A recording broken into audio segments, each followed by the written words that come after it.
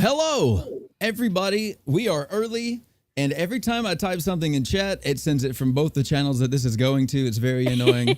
Hello, Monday. Hello, Pam Frenchman. I was getting concerned. I couldn't find it. Hey, everyone. Hey, Pam Frenchman. And I'm glad you found it. And, you know, maybe everyone else in the world will find it one day as well. Maybe we need one of the 24/7 waiting rooms for live streams. Yeah. What's that? I thought that was just called Discord. Maybe I'm wrong about that. People will have people play like clips from their stream or different streams on a separate stream for people that are waiting for the actual stream to go live. Oh, you mean like those 24/7 like rain channels and stuff like that, but just their own videos and stuff? It's kind of. Oh, I mean, is it just a place for people to hang out? Yeah, a lot of the chatters. Yeah, I hang out. Well, maybe. Wait, did they stream it on their own channel, or did they have it like on a separate channel? No, how does that work? It's a separate channel, and on Twitch, for example, there'll be a streamer, say Colton, and then there'll be another channel called Colton Waiting Room or something, and it'll be just a 24/7 stream that plays clips for people that enjoy my stream and enjoy talking to each other in the stream can go hang out over there. But anyways, okay. Do we have Colton is the disappearing man tonight. I'll turn my camera off for solidarity. Hello, Sherry Faye. Shut up! I was saying it. Yeah. Hey, I tried to do a sound check with Purrs, but nobody responded, so I'm a little ticked off.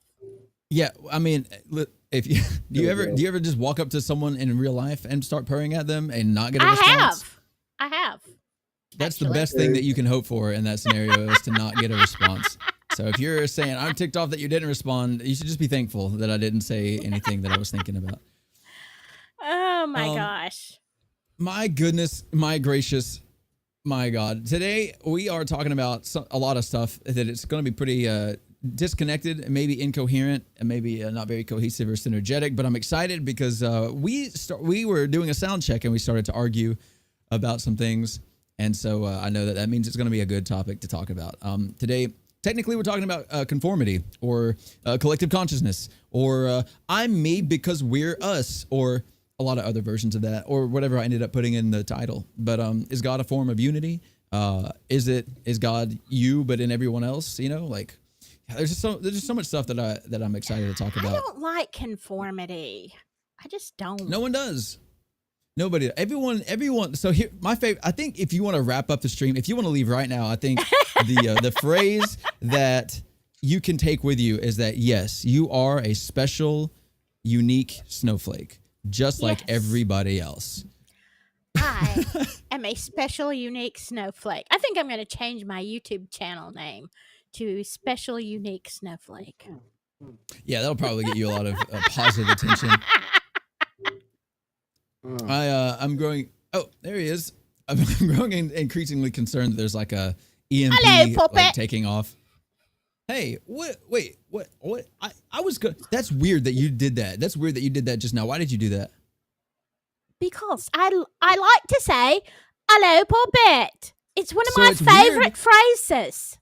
So it's weird, dude. Okay, so this is a perfect example. That is so weird because because you see like at the top of the chat, Humanetics and you for some reason also said, let's get ready to rumble. I was going to type just something in chat. And the first thing that came to mind was just me going, hello, Poppet. But I was like, I would cringe to death. That's so silly to do. Like, that's too weird. So I didn't say it, but that was in my brain. And then you said it out loud. That is a perfect example of what we're talking about today. Synergy. Kind of. Sort of? Well, collective consciousness. Yeah, I mean, if you take that phrase, you can probably apply that to a lot of stuff that we're talking about. But it's so weird that people do that, is it not? Like what is that? What are the odds? It's not because we're friends or whatever. It's not because I appreciate you. When you finish each other's sentences. Sandwiches? Yeah. I will finish anybody's sandwich. Thank you. Send it my way. Anybody. That is a bold statement. You don't know where you say like. I'm hungry. Yeah, I just. I mean, if you say you finish anybody's sandwich, that like goes into like dumpster diving and all that, or is there like a time, like an elapsed time window? No, it has to be fresh, like still in their hands, fresh. But I don't want a sardine sandwich, so I have to retract part of that. No, It has to be in their hand. Like sandwiches. you'll only eat it out of their. You're saying Well, I'm you'll not going only to go eat in it the out of their dumpster. hands. I'm not going to go in the dumpster for it. You'll eat anybody's sandwich as long as you can eat it from the palm of their hand. That's weird. No. That's Like they have it's to weird hand you'd- it to. It's weird you'd admit that too. I don't understand why. It you depends would on the just- sandwich. There are some sandwiches I would eat out of somebody's hand. I'm just saying. What's your favorite kind of sandwich? A steak torta. Steak Oh, torta. Steak I torta, would- isn't that literally just a Philly steak and cheese, but Hispanic? Like it's like white No. cheese and steak and Yeah, green but peppers it's and got guac- jalapenos. Yeah, but it's got like onions and tomatoes and big slices of avocado. Yes, it's got the jalapenos. It is perfection. And I would definitely eat it out of the palm of your hand. I will say there's a Mexican restaurant. Well, not a restaurant. It's like a store. Then they have like a restaurant in the store, and there's also in the same city a Firehouse Subs or whatever. What is it called? Firehouse Sub. Yes, I love Firehouse. Yeah, and so there'll be big fat. Like you can go to this Hispanic eatery or whatever and get like a big fat like. Each half of the sandwich is bigger than both of your, like, it's like each half. It's like two of these, right? And you can spend like, I don't know, $8 on it. And you go to Firehouse Subs and you'll get like a comparable ingredient sandwich and it'll just be like a long stick. And it's like half the sandwich for like 1.5 times the price. It's not fair. True. I wonder where they're getting their product. I don't know, but that's why I love tortas. Plus, they just taste great. It's And capitalism's fault. I think the answer to everything, Colton's always it's capitalism's fault. let's just get a soundboard of Colton saying that, and we'll just anytime we are like, why is something more expensive than somewhere else, and just have that just it's capitalism's fault. Which I mean I don't even disagree though. That's the thing that's so annoying is that it's probably true, but so okay, last week for the faithful viewer, I don't know if any of you guys were here. But we talked about tribalism.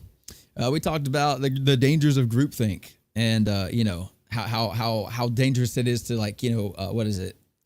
compartmentalize your beliefs and separate yourself from other people, Yes. in the name of or in favor of being in a group. But today we are spitting in our own faces because we're going to be talking about the fact that No, don't. We already talked about this. Do not say that. I don't know. That doesn't Spitting sound like in you're your spitting. face. I want to get one of those, man. Goddamn. Okay, we're spitting in our own faces because unity is at the core of the concept of humanity.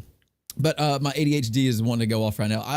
I've always wanted. You ever those old like hillbillies? They'll be sitting on the porch and they'll be rocking and there's like tang, that whole thing. They'll spit in the thing and the what is it? The spit can or whatever. The spittoon. And it makes this is like spittoon. Oh. Spittoon. Welcome to the salty spittoon. How tough are you? Hey, you know what? That is a fun word, though. Have you ever noticed that some words are fun? Spittoon. That is a very funny word. I think Spittoon. the reason that word is funny is because it's an onomatopoeia or something. Like it sounds like the word sounds like what it is, Like if you Spittoon. Exactly. You get it. You get it. Yeah. Thwack is another fun word. I just Whack. so You're right. I don't know. It really is. I'm both prepared and underprepared for today. I've got a lot of things that I want to talk about and not really a lot of articles that show, because a lot of the stuff I got from videos and other people talking about it. And it's not one of those things that I can just be like, hey, go watch this video by like Vsauce or whatever. You know what I mean? So I kind of want to like bring up some of these concepts. I know for one, people, whippersnapper. That's a fun word too. I do love that word. You whippersnapper. Okay, but let me tell you something. You cannot say the word bubble and be like sad. Like you can't. You kind of have to smile when you say bubble. Like it's a bubble. Bubbles. Bubble. It is pretty stupid. That's like being mad. You know what that makes me think of? There's like an old Aziz Ansari joke. He was like, some dude is like, they're like on a plane or in an elevator or something like that, and this guy's just like sniffing. He's like sneezing and coughing and stuff. He's like, how long am I gonna listen to you with the fucking sniffles or whatever? Which I just think is so funny because I don't normally curse, but I think it's pretty funny that like. The duality of just like anyway. I missed that bubble. See, bubble. So okay, you guys have you ever died? Died? Yeah. I've almost died, but I haven't died. Okay. Have you seen it happen to other people? This is the weirdest way to introduce this. What? Yes, I have seen many a person die. I have. That's cool. I wonder if we need to do a look into that. I haven't died. I've seen a lot of people do it around me. That's suspicious.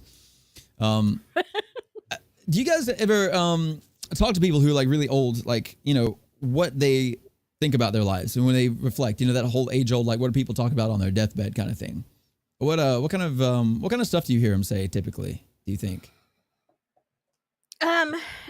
Most people, as a nurse, you hear confessions. Sometimes people need to get stuff off their chest, but as far as their life, most people are only concerned about family, friends, people that maybe they didn't spend as much time with as they now realize they should have. Yeah, at the end, it's all about the people that you feel close to. Do you ever hear people talking about like, I did it, I made $1 million, I can finally rest in peace? You ever hear any of that? Not once. Not once.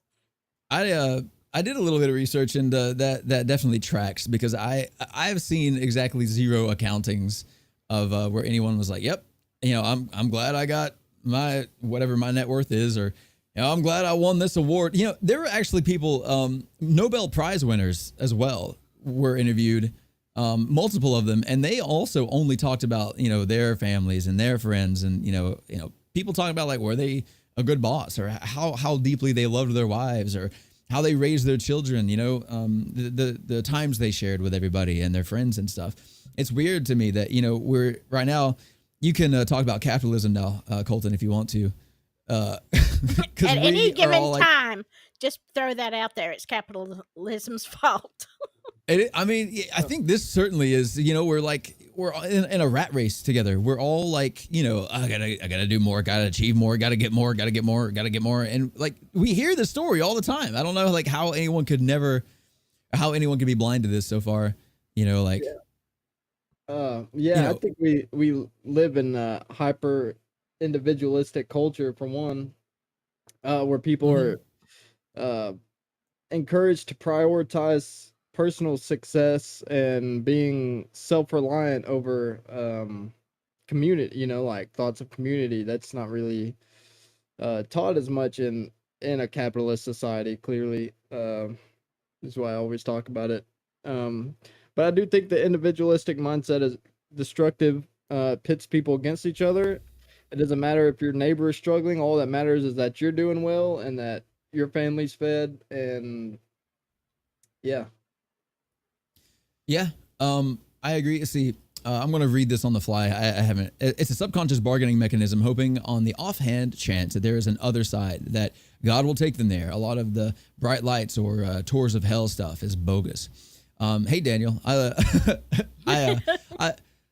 don't know how much of that I agree with. I haven't had a what is it? A near death experience? Is that close enough? Or what do they actually call those experiences? Like yes, like those books they write.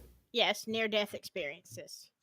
Is that the name for it? These folks that'll write books like I went to heaven and I saw my grandma or whatever, or I went to hell and the devil was angry at me. He was yelling, I don't know. It's like it was really hot, stuff like that. No one knows they're poor until some rich capitalist tells them. I don't know. I think some of us know we're Melanie. poor. I think some of us go, oh, I can't afford toilet paper this week. Oh, that's a shame. Guess I'll be outside until Thursday or whatever. We could say that capitalism or socialism never existed until capitalism did. The idea of socialism just was. I guess We're we could back say to that. Yeah. Well, yeah.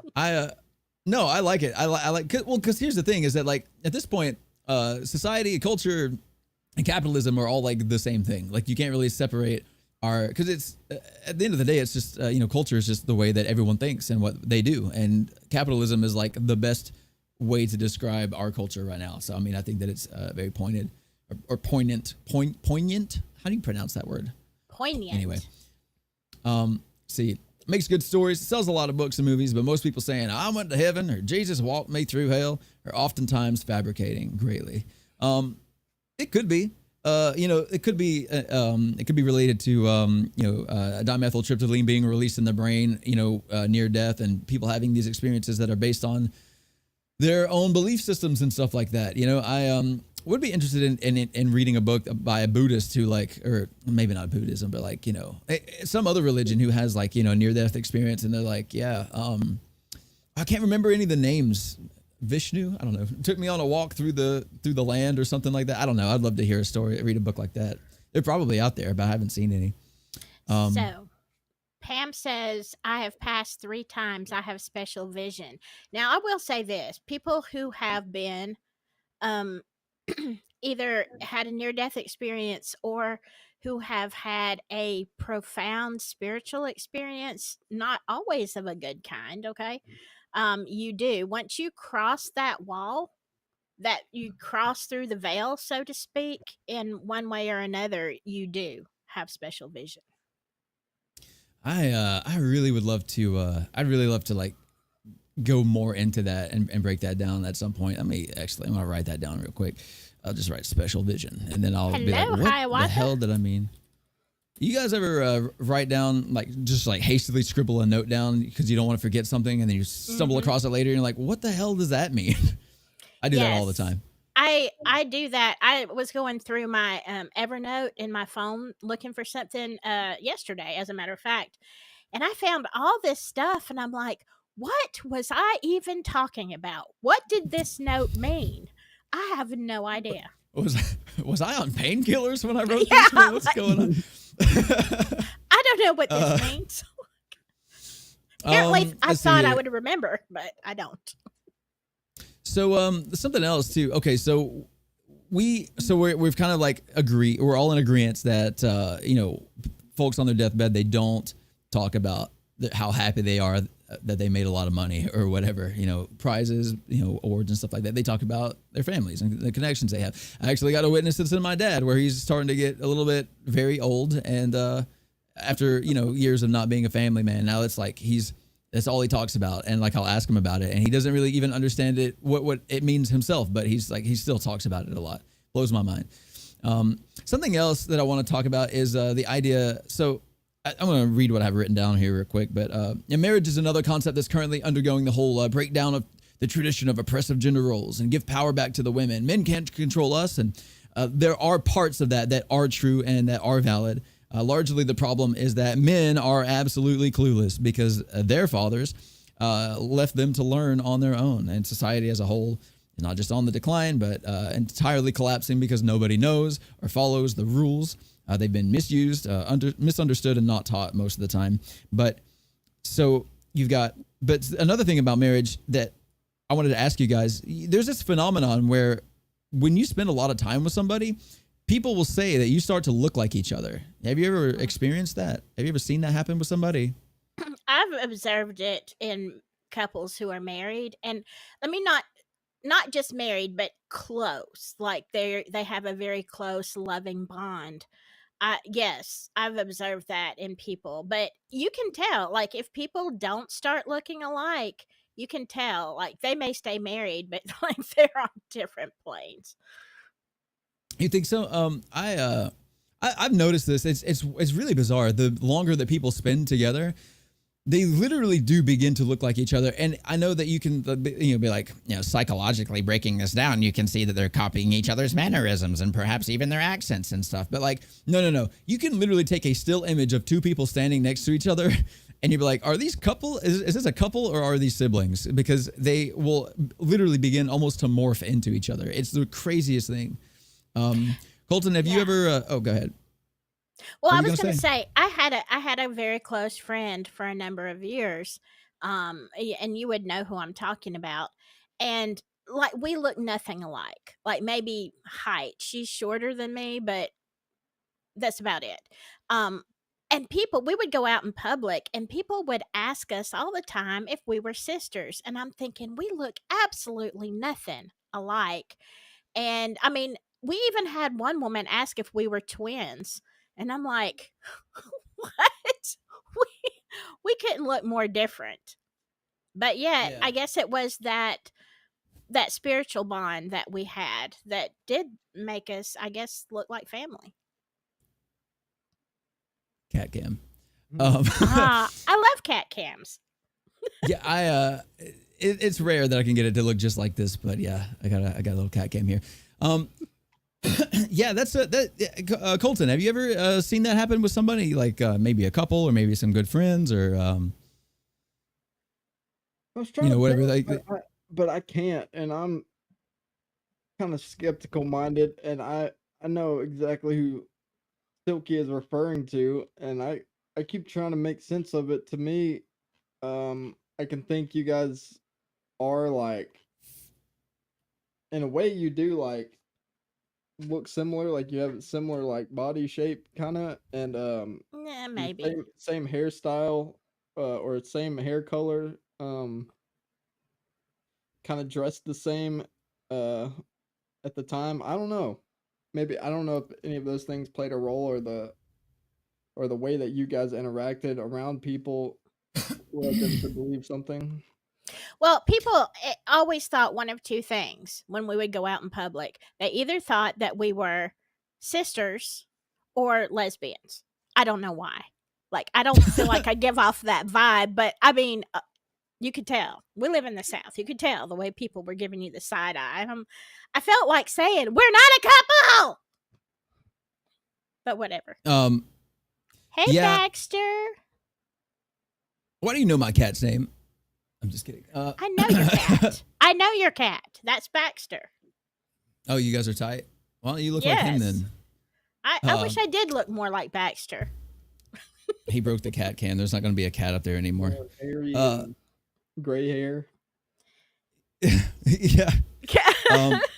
Stripes. So, which I mean, I have another example that I was going to bring to mind, but I guess I should move it along. I do think that I see that a lot. That's something that I've seen a lot of people say. I get mistaken for other people a lot. Even had some people get mad at me because they'll call me a name. They'll call a name out in public thinking I'm someone else. I'm like, man, I don't know you. I always want to pretend that I am the guy that they think that I am. If that ever happens to me, like, oh, I haven't seen you in so long, or there's like if I'm like, I don't know, like on a bus or something, and they're like, like Michael, and I'd be like, oh, Amanda, just guessing, like, I don't know. So, no, I'm not Amanda. No. Oh, I guess we both made the mistake. Let's see here. I didn't actually label any of these things. Okay, one other thing. You guys familiar with the concept of like getting a contact high? They say, I think the theory is that like, oh, if someone's like, burning a doobie down and you're, in the room with them, you're going to get like a secondhand buzz and all that. But I know this from personal experience. I've been with people when I was younger. I just didn't drink because I was like, this is wrong. You can't just drink alcohol or whatever. And people around me would be drinking and I'd just be hanging out with them. And like, as the night would go on and they would get progressively more drunk, I would feel progressively more drunk, like a lot, like not just like, oh, I'm feeling relaxed because everyone's chill, but like I would literally feel like, like off balance and a lot looser and stuff like that. Have you guys ever experienced that yourself, like personally, like just being around people who are intoxicated and it like making you feel that way?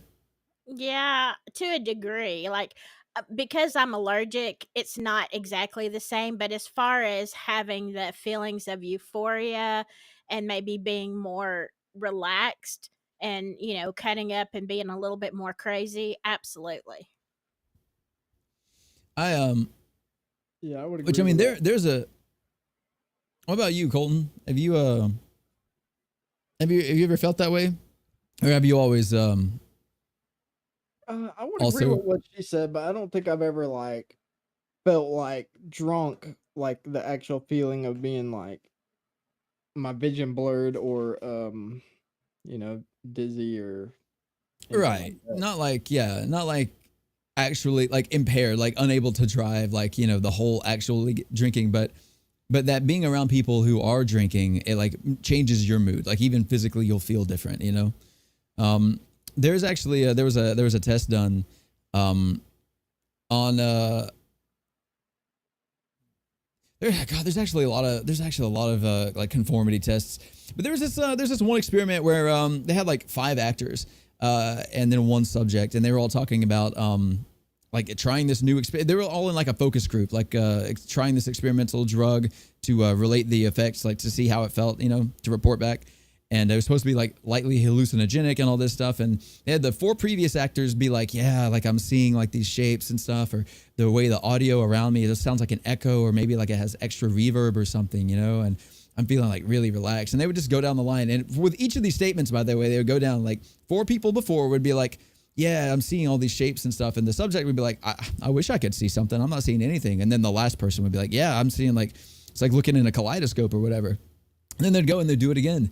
And they'd be like, I need you to, they'd say like, hello out loud. And the actors would repeat it and themselves. And they would like remark on how they were hearing the echoes, or like there was a delay or something. And one of the most fascinating thing is that 2 of the subjects started to experience auditory hallucinations at this stage. They would be like, yeah, no, I could actually hear it. And then that last stage was, oh, I'm feeling warm, I'm feeling comfortable, all this stuff. And then at that point, the subject was like, one of the most interesting ones was like, yeah, no, I'm prone to anxiety attacks and panic attacks and stuff like that. Which, by the way, I don't know how you're going to be able to be eligible for an experimental hallucinogenic drug focus group when you're like, prone to anxiety attacks. But that's another discussion. But she's like, and I'm feeling like really comfortable, really sleepy. I'm feeling warm. It's like all this stuff. She's literally like creating effects, in her mind. Which I know part of this, goes into the placebo effect, which is a fascinating thing I'd like to talk about some other time. You guys know what the placebo effect is, though, right? Yes. So we know that our minds have the ability to change our physical bodies based off of what it believes, which is already that's another fascinating concept. But the idea that being in a room with somebody, with a group of people, can actually change your body like physiologically. Like you can feel like a different chemical balance and stuff like that. I just think that's so fascinating. And so we have like, these are just a bunch of different examples, right, of how other people are largely important to us on our individual experience of human existence, right? Like the individual, everyone will pass away at some point, and all of these people, when they're at that stage, they don't think about the things they did in their lives. They think about the people they knew. When you get married, you think often about, the experiences that you had with your wife, but people also remark, hey, you guys look very similar. And you even remark, Silky, that you can almost tell if a couple is happy together or not, based on whether or not they start to look like each other, which I think is really interesting. Yeah. So and then, of don't course, the marry whole somebody ugly because, you might. No, I'm just kidding. if you marry a potato, then you better not get divorced, because you're not going to be finding anybody else Yeah, out you're in going to the be a spud dating pool. yourself.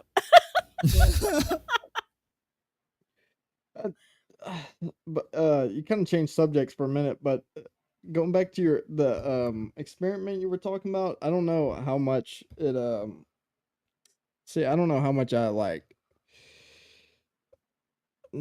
how much I believe that it's not more of like just pressure to conform, to like the same reactions that other people are having, and then the same way that you say like there's like an energy in the room that can change your chemical balance. Like who's to say that's not like, say you walk in a room and one guy's like acting real sketchy, and he's like, and maybe that changes your chemical imbalance because now you're aware that there's a threat, and it's like it's everything plays a role around each other, like uh the way I act might affect the way somebody else reacts, but that doesn't but that's maybe not inherently like this idea that we're all just like this energy, and there's like this secret kind of like energy vibe in the room that like controls people's moods and stuff, but it's rather like that we I act in a way that creates so reactions. yeah, right. So which I don't know. I didn't say there was like this mystical energy in the air that like changes your like something like that. But I think that consciousness is something that even at like a fundamental level, if everyone experiences consciousness and subconsciousness, and everyone is able to conform and agree with each other and things like this, then artistically at least, that those become one collective being. Like say in a room of 9 people or whatever, everyone is feeling the same way. Well, if everyone is in agreement, then they become essentially one being for for that time. You know what I mean? Like, yes, everyone's still an individual. Yes, everyone still has their own thoughts and opinions and stuff like that. But that's the thing, again, like when we talk about tribalism, that's one of the most prominent features, is that everyone essentially becomes one bigger, angrier, stronger, or I mean, angrier typically, but whatever, being that is able to, again, like that was the, what was the word for it? That's how people like that. That's how groups come to radicalism, because you'll have people who are like, yeah, I'm angry that the Westerners are so happy and they're godless and all this. And then you have 10 people who feel that way, and they're like, they develop a culture that's like, okay, if you believe in the cause, then you have to begin, committing acts of violence and stuff like that. Where one person would just be like, I'm just mad about it. 10 people would be like, create a whole structure where you can show your devotion and commitment to the group by, whatever, murder or whatever. I just think that's one of those things where even theoretically, like even on paper, I'm not claiming that it's like some, actual energy, but I think that, like, how do you know the difference, right? You can paint yourself as an intellectual and say, oh, there are facts and then there are people, and we say things and we interact and we react and stuff. But like at the end of the day, like, I guess we apply the term magic to things that we don't understand. Herd mentality, Daniel Price says, leading to suggestive ideologies that may not always be conducive for the greater good. Yeah, I mean, that is essentially exactly what I'm kind of getting at here. That, But let me say this: it can go either way, because I 100% agree, Daniel, and then I also 100% disagree on some ways, that because isn't this how is, percentages work. I know. I don't math, okay? I don't math. You have, But I know, I have 50%. 50. 200% agreement, and I'm splitting it right down the middle. There you go. Anyway, go ahead. Okay. I have more agreement than most people. Anyway, uh percentages mean nothing to me. She's built different. She's got extra agreement I percentages. do. Please continue. Sorry. Okay. The whole premise of the military, like when you go into boot camp and stuff, is to take away your individuality. All right. You start out, and because you are team building, and you have to think as a unit, and anybody like, so this is so important in battle, in this kind of lifestyle. And so that is Mm, 100%. They have to have you in agreement. That is why you are stripped yeah. of everything to start with.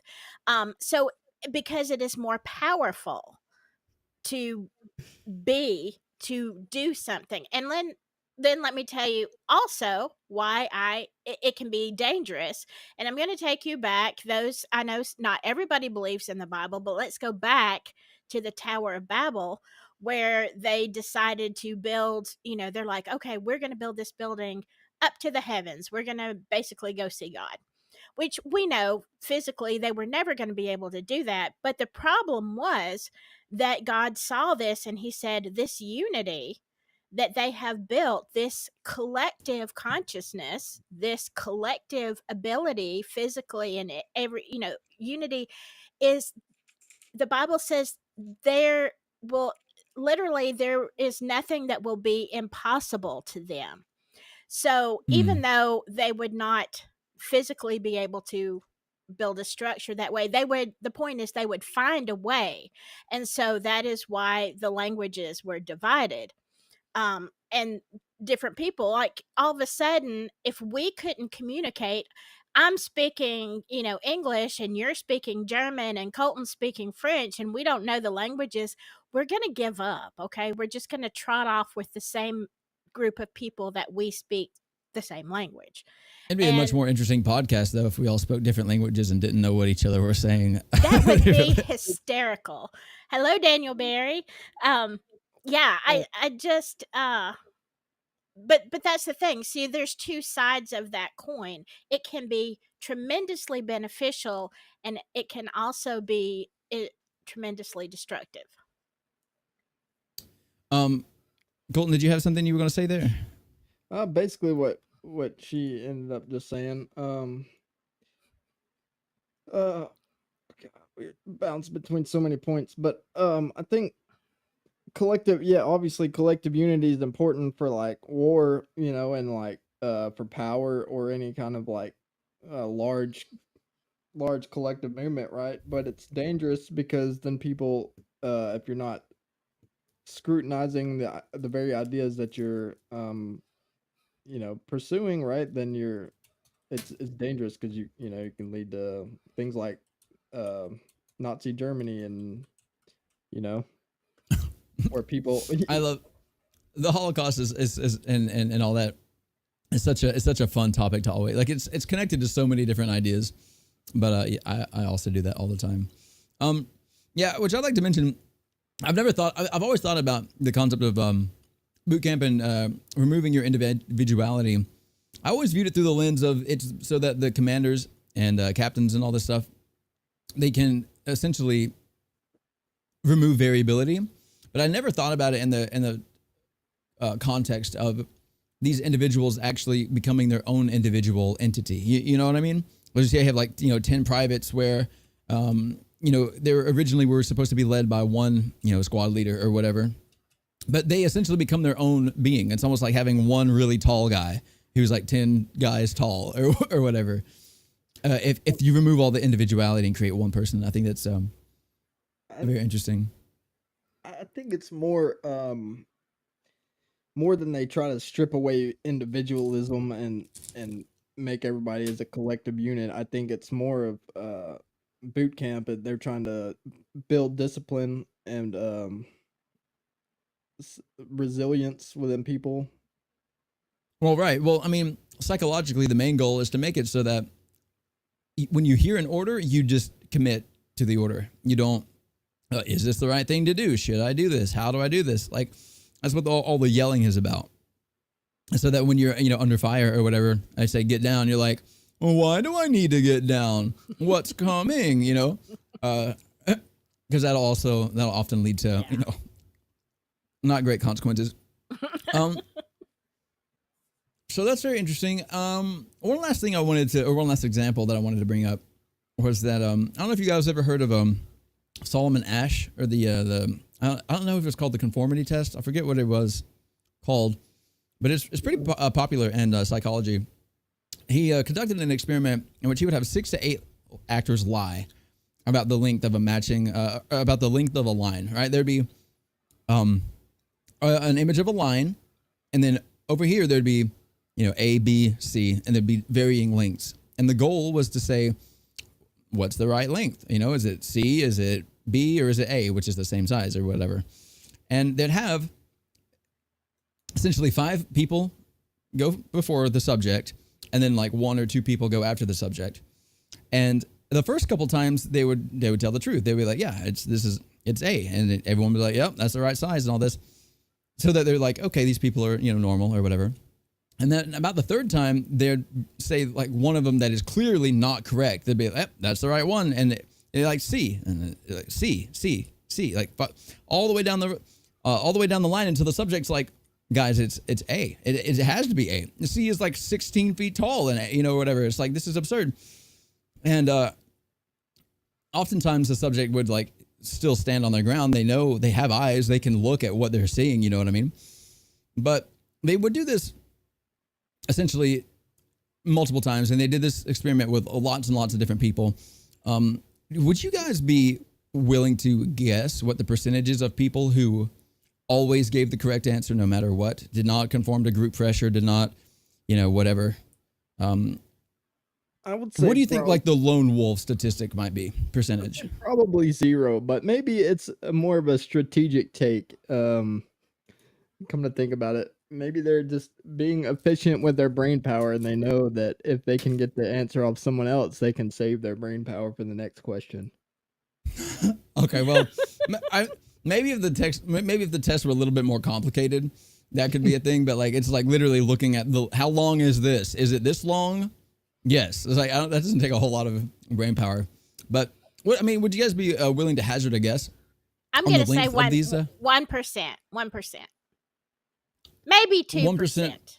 I'd say 1 or 2% lone wolf. I would say if they're in the first 20 to 25% of people that answer, I would say the chances are a little bit higher than if you're the very last one to answer and everyone's answered the same. Right. I wouldn't even think about the question before I answered it, really. That is interesting. So there's the way the test was. So those are variables, but the way the test was conducted was to put a lot of pressure specifically on the idea of conformity. So the test was always lined up, whether it be 5 or 6 people answer before you, and then 1 or 2 after you. So you'd always be towards the end of the line. But again, so it's not like a complicated question. You just look at something. It's like basically you'd see an image of an apple, and then you'd be like, what looks like this? And it would be another picture of an apple, and then a picture of an orange, and then a picture of a lemon, right? And you just have to look at it and go like, yeah, that's A is the apple or whatever. But later on, everyone would be like, yeah, no, this apple is a lemon. It's a lemon. Look, it's a lemon every time. It's a lemon. It's a lemon. And you'd be like, guys, it's an apple. I can see it. It says, what does the apple look like? It looks like the apple. And they're like, nope, it's the lemon. So my question is like, you see yourself like just answering blindly, like being wrong or whatever, just because you're like, I don't want to think about what an apple looks like. If I was made to answer, I would still say it's an apple. It's an apple. I don't know what y'all are saying. It's an apple. But if I really just wanted to check out, and this is sometimes what I do, I think in a collective situation like this is, I'll just, be, what did y'all say? What was the question? I don't know. I don't understand. You just keep going. Like I am not dealing because to me, I check out rather than deal with stupidity. I think it's because you both have ADHD, but I do really like that. I do really like that. What is it? Like that variable. Like after the first couple times, you're like, yep, these people aren't stupid. They can see what an apple looks like, and then they go, yeah, the apple's a lemon. You're like, well, yeah, the lemon, whatever, and you're like back in the daydreaming or whatever. So I guess maybe this test wouldn't work on you guys, or maybe the results are inconclusive. It's we're very much alike. We're different, but we're alike. That's why we're doing this, because we're all collectively weird aberrations. What's that called? Do you think everyone answering the same is a reflection of collective consciousness, or rather a reflection of an overwhelming lack of critical thinking, like for most people? Well, I don't think it's either. I think that the concept is of conformity. I think essentially peer pressure. And we think, we hear peer pressure like, oh no, my friends are smoking marijuana. I guess I'm going to smoke marijuana now. It's not like that, but like peer pressure. So the idea of groupthink, which I guess if you guys aren't like, used to being parts of groups or something like that, you may not like see it so naturally. But the thing is about the idea of conformity and all this stuff is that we are, what just happened here? We are all designed to get social feedback, emotional feedback, intellectual feedback, experiential feedback. Like everything that we do, it doesn't really matter unless we relay it and we get like a soundboard, like we get like it bounces off of somebody else. Which that was what we were arguing about before the stream started. Okay, but before you go further, they're asking in the chat, what is the percentage? Do you have the percentage? Sorry. So so okay, 23% of the subjects always gave the correct answer, and 72% gave in to answering incorrectly on purpose at least once. And the rest, whatever the remaining percentage is, they completely folded. They're like, okay, I'm wrong. I'm wrong. I can see an apple as an apple, but they're all saying lemon, so I'm saying lemon. You know what I mean? There's like a small percentage of those people too. But 72% of the time, people would be like, no, that's clearly an apple, but okay, lemon, I guess. And they just wait for the next question and just be like, maybe, hope that they were an anomaly, that they saw things differently, you know? I want. This isn't exactly a question, but I kind of want y'all's thoughts on it. So you there's like I feel like a natural inclination when you see that everybody is the same and you don't feel the same that people like to rebel. And as some of you guys know, I'm a skateboarder. I've been a skateboarder for a long time, and I've seen this in the skateboarding community. And I find it interesting that skateboarding was kind of created as a culture that was like somewhat rebellious, and really promoted this idea of like individualism. Um and I'm using it as an example, but there's many other examples. But basically, like, now skateboarding has turned into its own sort of like conformity, where like now this quote unquote rebellious culture has now turned into the likeness of each other, where like everybody like dresses the same, or like even to the point of like people will do the same tricks, and like I'm sure that happens with a lot of other things. But what do you guys think about this idea that people want to be individual, but then they still feel like a desire to be connected while being rebellious? So yes, absolutely. That's very interesting. In fact, that's actually kind of hilarious. Like, a bunch of people are like, feel so slighted by society. They're like, screw this and screw y'all. I'm gonna make my own society with blackjack and or whatever. And then they go out on their own. They find other people who wanted to make their own society, and they're like, well, I still want to be a part of society. I just didn't like that one, So they start off this whole endeavor like, as a means of individuality, but they find themselves, they're still like, nope, we're all still just the same. We're just over here now. We're a different group of people who are all the same. I just think that's very interesting that you see that throughout history all the time. Like, even individual, nations and stuff like this, they like break away from the oppressive whatever government, like the Revolutionary War kind of. We're not like where we came from. We're what do we call this place? America. We're Americans. That's us. And so then we fought like a whole war about it. I don't know. And then taxes and stuff. I don't know, other stuff like that. But the war would have happened even if we were being treated fairly, I think, because we just didn't want to be like where we came from. But we still wanted to be, connected to each other. We still wanted to be a group, a society, a culture, and all this. True. And it's weird because those are subconscious decisions that everyone makes on their own. Isn't that so strange? Hey, Colton, is there anything you can do for your camera? Because people are saying they can't see you, which we know we can't see you. I don't know that I can. I think it might be my cord. I need a new cord. I can keep plugging it in every time it does that. Yeah. Maybe it'll keep you focused. Normally it comes back on its own, but I don't think it did this time. No, it didn't. I think you're right. I think it's kind of an oxymoron, which I think is a really weird and strange word also.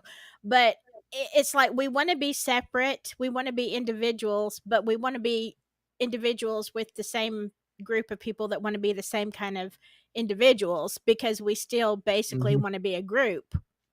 But now we're just a different group. We're not your group because our group is better. Right. Yeah.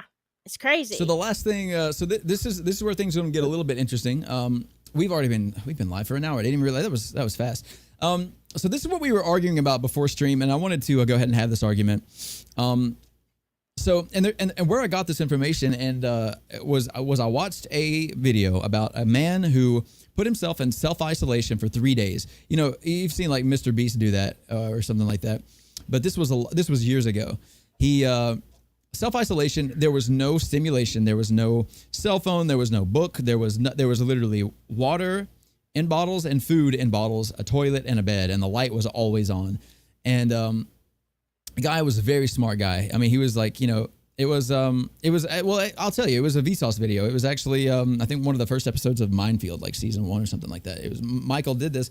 And of course, Michael is a very smart guy. He's very inquisitive. He's like 22 something, 30 million subscribers on YouTube, very, pushes the boundaries of what's possible and stuff. And watching this video, it was so fascinating because he was sitting there, and the one thing he had to do for any sort of,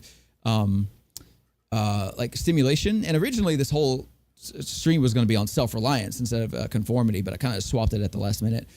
But he would entertain himself by basically entertaining other people, which I thought was very interesting. But being that was the only thing that he could do, he realized at a certain point that it wasn't helping, it wasn't useful. Which I don't know if you guys have ever spent 72 hours in a room with the light always on, you can't leave, there's nothing to do, just sitting and waiting. It's basically being in the waiting room at the doctor for 3 days straight.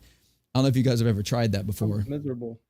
I heard all people and people that are put in isolation in jail, solitary confinement, right? Go crazy with it. Like, I think 3 days is the typical time people start like hearing things or like thinking differently. So part of that is that the brain requires so much stimulation. Part of that is because we grew up, we live in the world, and we evolutionarily, we had to survive. So we had to see dangers and threats and notice the weather changing and blah, blah, blah, blah, blah. But as we developed, language and emotional understanding and connectivity to each other, we also began to require constant input and the ability to provide output that became part of us. In fact, it even goes as far as like your mood can be changed based off of the way that you hold your face. There's an experiment done that if you hold a pencil in your mouth and it forces you to smile, I don't have a pencil. You hold a pencil in your mouth with your teeth like this, and it forces you to smile. You can do anything, and you'll still be in a relatively good mood. There was an experiment where they were picking up dog poop, and they were still like, yeah, no, I mean, how bad was it? I mean, or how much fun did you have? It was like, I don't know, 5, 6 out of 10.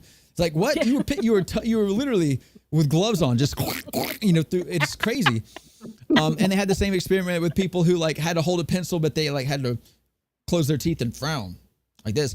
And those people got to organize cute little puppies, and they were like alphabetically organized. There's like 10 puppies and stuff, and all different kinds of poodles and wieners and all sorts of cute little dogs. And they had to wrangle them up and put them in. They got to take a picture with them and all that. And they're like, how much fun did you guys have? And they're like, 1, 3 out of 10. I didn't have. It was like based off of the way, because they were like frowning the whole time. I wish I had a pencil. I didn't actually think about bringing this up, so I didn't get a pencil. But if you have a pencil at home, try it.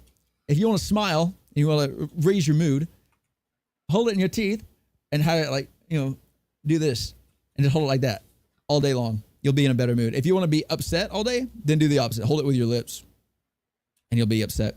But our moods are actually linked to our facial expressions, and our facial expressions are linked to the fundamental core of communication with each other. And the brain requires so much of this sensory input that if you isolate yourself, you again, and that was one of the parts that the video talked about as well. They actually talked about talked to a guy who had spent many a time in solitary confinement, but he was essentially trapped in this room by himself. And the thing that he remarked on the most, being that his only form of communication or entertainment or anything was to talk to a camera and try to entertain people, he realized, to himself at least, that he could not enjoy or even actually fully experience this. Like, he was still trapped. It was still like there was like this tension, like this whole experiment, it was boring and all this stuff, but it was still something interesting to talk about. But until he walked out of the room and began to talk to other people about it, it's like what he said is that he literally, it's like the experience didn't happen. And I took his opinion about this, and I thought about this myself, and I realized that I don't enjoy anything. I don't actually experience anything until I've had a chance to actually tell other people about it, even like my own internal revelations. You guys know Colton and Silky. This there was a video I told you about that's changed my life, and I sent it to you, and I'm still like trying to get your opinions out of it. And I'm like thinking about right now, like why I even do that. Why do I care what you guys think? It already was beneficial to me, but like there's still a part of it that like it's not complete, until I hear your perspective. You know what I mean? Especially if we agree, because it builds excitement. Like when you tell somebody, oh, I just saw this or whatever, and you spill out a concept and they're like, oh my gosh, yeah. It's like you have instant community. Yeah, I want to watch it. I feel the same way.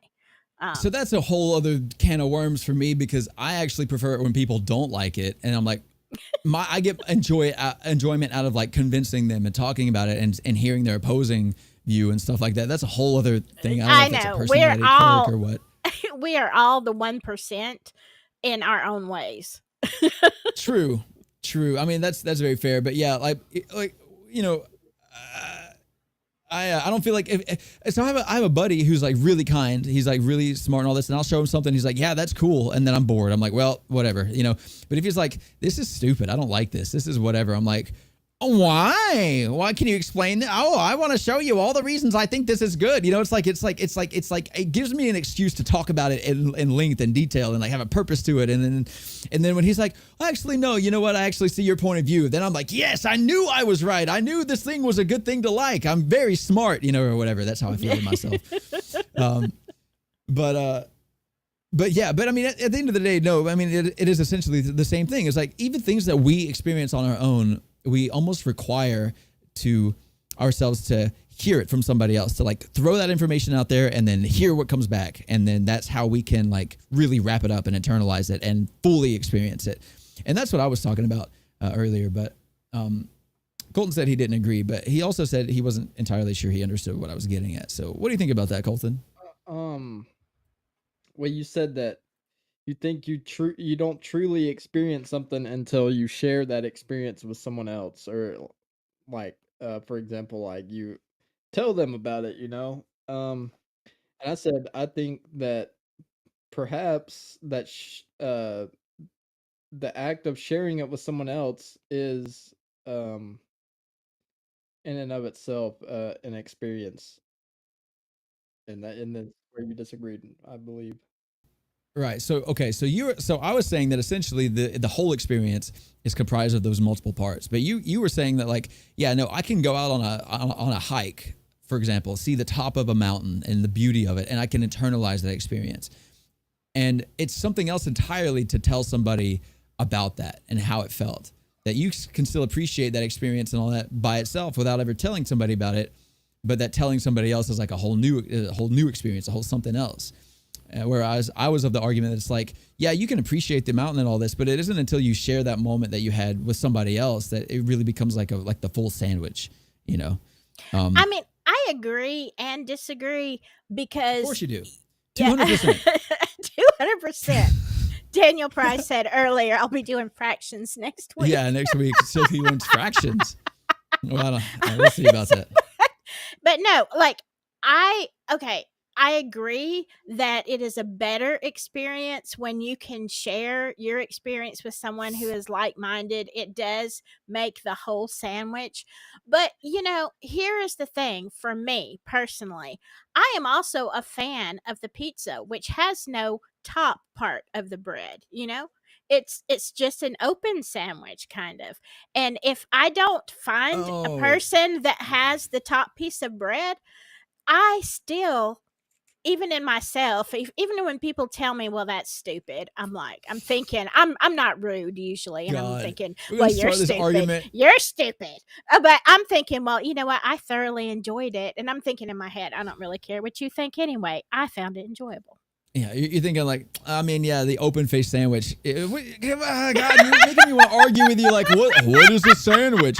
Is an open face sandwich a pizza? Is a hot dog a sandwich? Is cereal soup? Like, get out of my head. I don't want to think about that kind of stuff right now. But You're welcome. I mean, right? Yeah, no, I didn't say thank you. But so you're saying essentially like even if the sandwich doesn't have a top and that it is essentially a pizza, you still enjoy it? Absolutely. But a sandwich is more enjoyable. Yes. Yes. Okay. It is more, you have the fuller experience if you can experience it with another person, absolutely. But I'm just the kind of person that I'm going to enjoy my half a sandwich no matter what you think. But Okay. where do Daniel, we draw the line and define exactly what entails an experience? Because maybe that sandwich was a multitude of experiences, like maybe the process of making a sandwich, or maybe even just taking out the bread and then pulling out the mayonnaise. Each one is an experience, or maybe they're all enveloped into one overarching like experience. But how do you define uh kind of that's a good question. So say I go to like, I don't know, Morocco or Amsterdam or something, and like yeah, like every like while I'm there, the first morning I wake up, I'm like, oh well, yeah, I'm in a completely different country. That's amazing. That's an experience of its own. And then like getting dressed and going down into the hotel lobby and smelling the continental breakfast and having some of that. Yeah, that's an experience. And then going doing whatever else activities you do when you travel. I've never traveled. Sorry, I'm very not worldly, but those are all individual experiences akin to like pulling out the mayonnaise or grabbing the bread or whatever. But when you tell people, you be like, yeah, I went to Amsterdam, and they're like, that's cool. But it's like the difference is between like eating the whole sandwich in one bite and being like, I guess that's nutritious. Whereas it is, savoring every individual bite, where you have a friend that you go, oh yeah, when I went to the coffee shop and they smoke a lot down there, and it was just smoky, and it was just tobacco pipe smoke. It was beautiful, and it smelled so good, and the coffee tasted different because of it, and all this, and that's like savoring each individual bite, and really enjoying the whole sandwich. Yeah, and it depends on the receiver, because if that person that you're telling that story to is invested in, like, I have always wanted to go to Amsterdam. This is so cool. You kind of relive that whole experience. I think the Exactly. pleasure comes you as you're describing it, you're having all the feels again. Now, if you're Hmm. telling it to a person who has no interest in Amsterdam but does love to travel and is vaguely interested but really wants to see China, they're not going to be as excited. Therefore, your experience in telling them is not as fun Yeah. either. And then lastly, the person who wants to relate to your experience by telling you about their experience, it's like instead of you getting to enjoy the sandwich, it's like they want to eat their sandwich in front of you but louder. You're like, this was good, and they're like, no, mine was good. You're like, oh, okay, but I mean, but then I went down to the boardwalk, and they're like, yeah, but I went kite surfing. It's like, Yeah. I don't know. It's like, yeah, I mean, I guess you can still enjoy the fact that you're eating sandwiches together, but it doesn't taste as good. It's like you still get to savor the sandwich piece by piece, I guess, but it's like, while you're eating your sandwich, you're just thinking like, should I've gotten avocado instead of tomato on my sandwich? You're looking at their sandwich. It's just less enjoyable, which I mean, that's the whole thing about, do we enjoy choice and all that, which is another topic, but for another day. So, I mean, I don't know. At this point, I'm kind of like in the ether of thinking. I'm all over the place. I'm reading Daniel Price's comment. Morgan Freeman to narrate you eating your sandwich. The bread was fresh. I can't do a Morgan Freeman accent. And so was the cheese. There was just the right amount of mayo, and eating it felt almost as good as leaving Shawshank. Dude, that movie was great, and I've long since thought I needed to give myself space to learn how to impersonate Morgan Freeman, but I think also that's a little disrespectful because he's so good at it. But I do. That's actually pretty funny. I like that. But I mean, I still think, to take the other side, I still think that you can have a lot of enjoyment even if you are alone and eating your sandwich and nobody appreciates the experience. I think I would prefer eating a sandwich alone, because I don't want someone watching me and maybe thinking about taking my sandwich and eyeballing I'm my thinking sandwich. about that's mine now. That's mine. You had your part. And, Daddy gets half or whatever. I don't know. But I mean, this that Daniel said was very interesting. Feedback is good. A lot of people, though, nowadays want echo chambers, which is bad. Some people some want a feedback loop of nothing but validation and good vibes only, and it creates unrealistic expectations. I think the difference True. is like if you're sharing an experience, I think the you can have someone who's like, yeah, you're eating your sandwich, and they're like, yeah, that's a good sandwich, isn't it? Good. Yeah, enjoy your sandwich. Good boy, or whatever. I don't know. But then some people like me, done correctly, be like, when you're eating the sandwich, you'd be like, do you taste the tomato? You know, like you know, they're eating it, and I'm like, you know, I draw their attention to a particular part of it, where they're absorbed with just munching on the whole thing. You know, I think. So what I'm getting at is that some people just be like, yeah, good job eating the sandwich. I bet it tastes great, you know, but people don't like, you know, good vibes and stuff like this. People don't argue, or they don't like, you know, like nitpick each other in productive ways, you know? Whereas like, again, if I'm like, do you taste the tomato? People might be like, I didn't want to think about the tomato. Now that's all I can taste. But more, you know, mentally developed people can be like, ooh, I do taste the tomato. And now I see how it creates like this symphony of flavors in my mouth, you know? This metaphor, by the way, has really gone off the rails. We've been talking about sandwich eating techniques for a very long time. But I mean, I think it is. I mean, I think it does show human nature. Although with the whole oxymoron of this, I love that word. I'm saying it again. Of the whole situation. I was thinking of OxyClean. Billy Mays here. The good power of OxyClean or whatever. Anyway, you are an oxymoron. But you're an oxymoron without the first three letters. Please continue. Go ahead. What were you no, the thing of it is it's kind of like a catch-22. Let me just put it that way. You want and need individuality because that is important. Because if we all have the same group think, we cannot function except in one direction. It's very necessary to have people to break off and say, I don't like this group think. I'm going to start my own group think. And so you end up with all this. There is strength in both ways. So it's kind of like, you know, feeling that connection is important. Also, equally important is feeling dissatisfaction and disconnection. Yeah. It can be, sometimes it can be harmful to break off and be individualistic, though. Sometimes people do it in a dangerous way, you know, and very, you know, like go murder people and whatnot, and you know, F the government. Who's to say that's wrong? Shoot at police, something. Yeah. Who's to say that's really wrong, though? I'm just kidding. It is. No. I was gonna do this. It's never mind. Stupid. No. So the thing that I wanted to talk about, which kind of brings all these things together, is a cat butt. Oh yeah, by the way. Oops. I think that so the title was something like, is God yourself and other people, or something like that. There's a lot of different titles I was playing around with, and I didn't really settle on one. But the idea that, okay, so like, what do we know? We're designed to essentially become like each other, or at least the groups that we're a part of. We feel comfortable in groups of people that we relate to, that seem to understand us and things like this.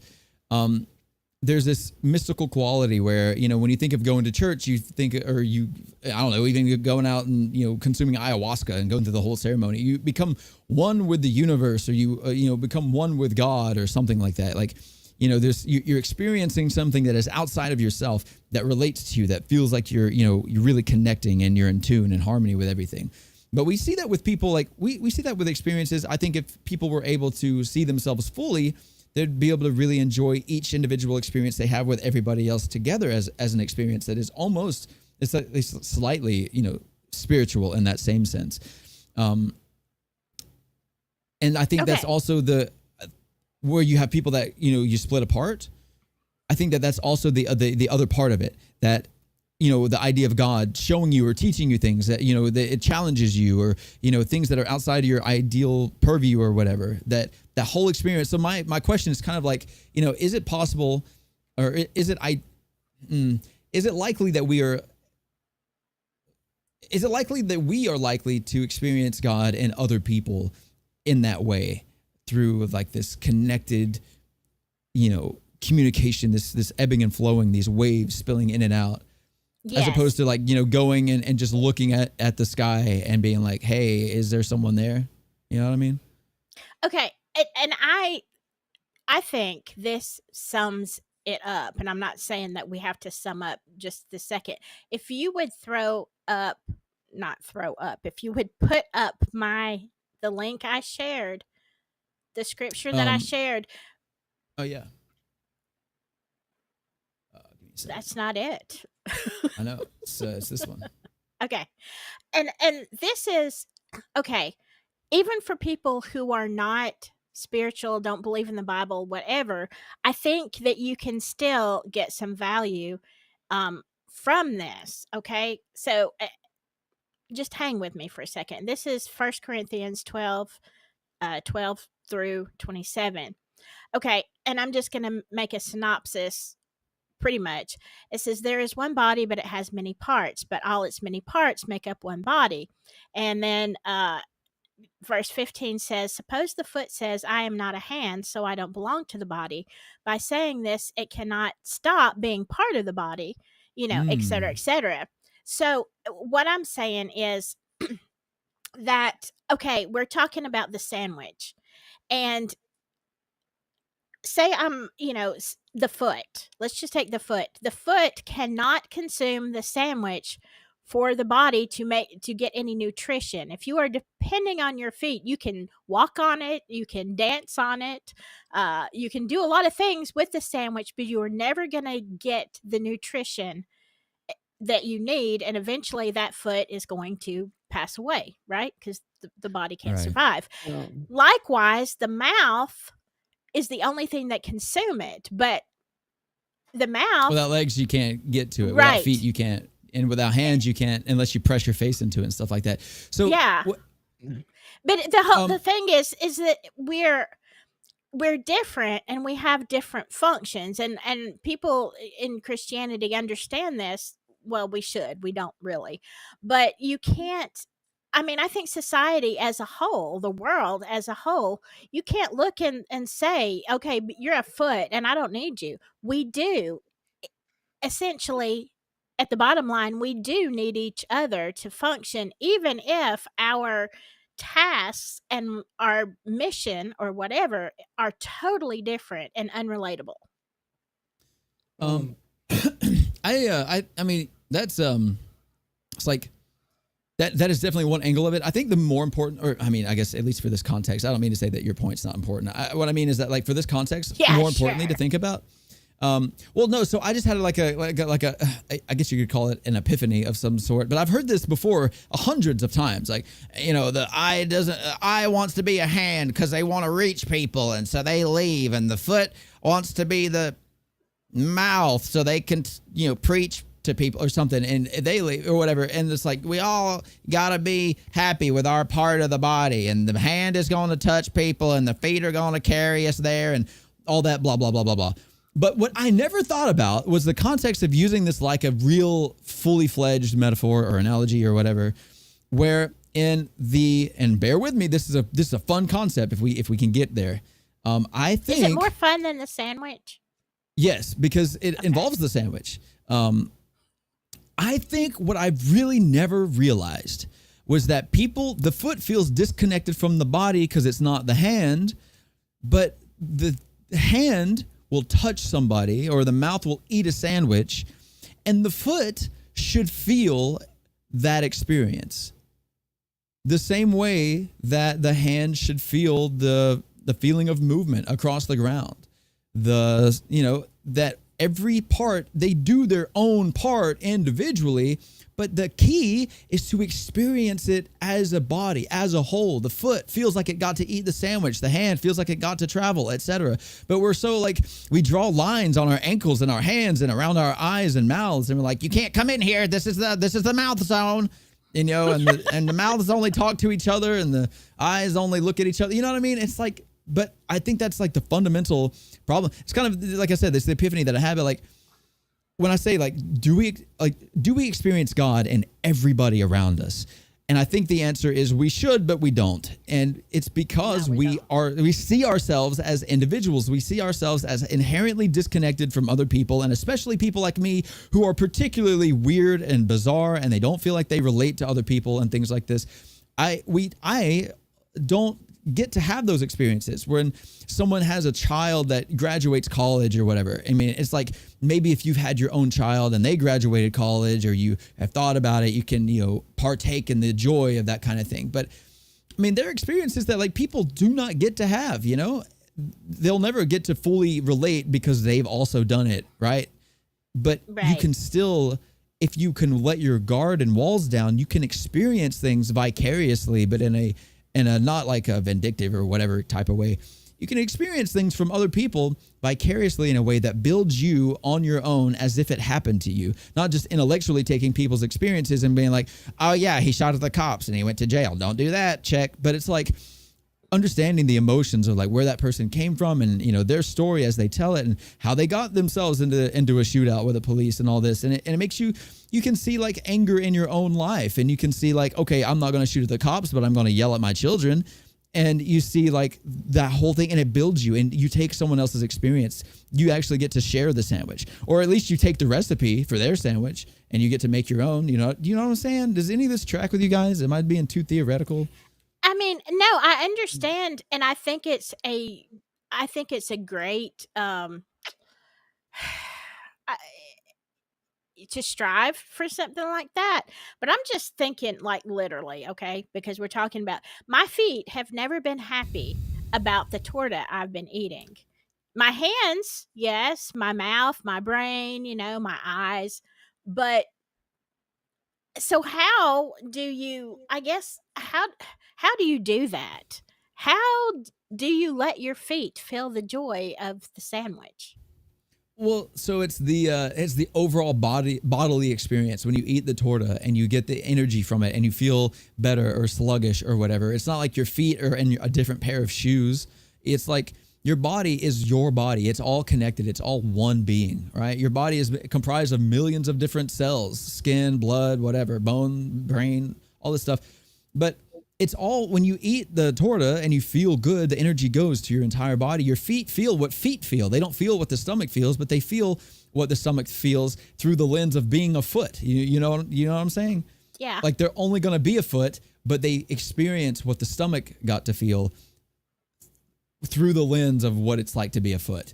But people now are like, well, a foot can't eat, so I can't eat. You know what I mean? Yeah. And I think that's the thing, is that we see ourselves as this or that. And so we cannot experience that or that because we see ourselves as separate, as individuals. But I think that, and again, I guess this is all like, it's like super unhelpful because it's all like, I don't know, theoretical. It's like conceptual. It's like very abstract, kind of thinking. But of course, I had most of this epiphany just now, so I didn't get to prepare for this. I guess I'm just thinking like, but you know what I'm saying, right? Like the foot will experience the energy and the joy. The body overall feels better that it got to eat or that it got to sit in a spa or something. Definitely. And this is, and it makes me think, and some of y'all that were talking, Pam and Hiawatha and some others that were talking earlier, we were talking about more on the spiritual gift stuff, which actually makes me think maybe I should do a live on my channel about that. But talking about, again, collective consciousness, and several people have mentioned things, and that what's going on in the Carolinas, all the devastation and all the horrendous stuff that's happening right now. And you can, just like you said, the feet can feel the energy. I feel like when we are trying to feel, when we have any bit of spirituality or zone into the collective consciousness, we feel hurt and pain. For other people and other nations, like let's just say in the US, when we see something, the media shows something like this, and we, our hearts go out, we and classify it as empathy, but yes, you're saying that are you saying that it's beyond just, oh, I feel for you, but it's like collectively we take a hit. Yes, I think we do. I think we do as human beings, being spiritual, whether you want to be spiritual or not. You've got a spirit. I'm sorry. You are what you are. And I think that we do pick up even people who are not that spiritual. You still have the innate ability to feel, unless you're a sociopath. But you have that ability to feel for other people. And so, kind of like the foot feels the energy from the stomach, and as it goes to the rest of the body, I think that is something. And I think that we need to, as humans, understand that we aren't an island by ourselves. We want to be, some of us, and I will be the first one to say that throughout my life, I have wanted to be an island. Just leave me alone, stay off my island. It's just me. But it's not healthy, and it's not and there, it's just because psychologically I'm messed up. Okay. And I have to, I am, because of childhood experiences has made me feel isolated, and that is why I have always had to go out and interact with people, um and see and feel their tragedy. And like I have told y'all, I never wanted to be a nurse. That was the very last thing I wanted to be. And, it was a long story, but like this is something that God made me do. And it wasn't until many years later um, that I realized that it was so important, because of my past. I had no empathy. I didn't know what it was to feel for other people until I was faced with life or death in horrific situations. And, now if a patient just gets teary eyed and starts to cry, like I'm right there with them. I'm squalling too. And it's not, I don't even know the people that they're crying about, but it's that change that can happen when we really zone in on more than ourselves. You know what I'm saying? Does that make any sense? Am I just rambling? Yeah, no, I mean, no, I understand what you're saying. And I think the thing is that for people like me, who I consider myself in large part a sociopath, because when it comes to empathy, I am not reactive, in the sense that, like, when something bad happens, I don't immediately feel it, towards somebody else. So for me, I have to think about it. I have to really absorb the information. I have to really, like, put myself in their shoes, where some people are better at that. Some people naturally see, like, oh, your house was flooded, and they feel terrible. They feel really pain. I have to, I don't know. I have to, like, go through the whole psychology, like, think about, like, what it would be like to be this person, to have this life, and to have gotten to where they are, and really put myself in their shoes, and then see everything be wiped away and all this. And then I can start to feel empathy. And I think that some people that we all do take a hit, and that maybe maybe I am a sociopath, or maybe I'm, like, just a different part of the body, right? Like, maybe I'm like the prefrontal cortex or something. I don't know. But, I think that I think the thing is that it is true that we all do. Even, I think the key is we all see and experience things differently, but they all have the same effect on us. But the effect that it has is not seen as the same effect. Do you know what I'm saying? We, again, Yeah. just like with the foot and eating, like, the stomach is like, I'm full. The mouth goes, yay, jalapeno. And the foot's like, I get to walk now. I'm not too tired. But we all go like, foot can't eat. The stomach can't touch a sandwich. But it's like the experience is divided into multiple parts. And it's experienced differently for every individual person. I wanted to show, which this isn't really that important. And let me just say this. When it comes to pain, y'all know, anybody who has ever caught their pinky toe on a door jamb or something like that, the pain that goes through your whole body on that one little tiny toe that you don't even notice. If your toe is not hurting, you don't even remember it's there, really. But you are acutely aware to even the strands of your hair hurt when you stub your pinky toe. And that's a body collective. Hair is dead follicles, but yes. No, my hair hurts. No, but okay. So, for example, like, if I stub my toe or hurt something, on my body, like, if I catch my pinky toe on the corner of a wall or something, and, like, it stubs it, jams it, pulls it to the side, whatever, all this stuff in one forceful motion, and I feel like it's nearly going to break, I will be in so much pain. I will want to punch something to like balance it out. And I know part of that's like anger, like, oh, you don't have control over the situation, so you get angry, whatever. But like, if I hurt my toe bad enough, I'll like punch a wall or something because I'm like, I'm like, and like my hand wants to look out for my toe and like split the load or something. You know what I mean? Where you're saying that your body is like your unfeeling hair strands will start to hurt because your toe hurts so bad. And I think that's a pretty good example of how we're all different, but that we all are in the same like arena. We're all in the same body. I wanted to share something. I don't really have a good way of like segueing into this. Let's see. Give me a second. I'm not actually. Give me just a moment. I didn't actually have any of this prepared. I fell off a long time ago. I don't agree with most of that. But Okay. That's just me. Tell us. Well, we kind of segued so fast to everything. First of all, I don't know what really like the definition of God is, for one.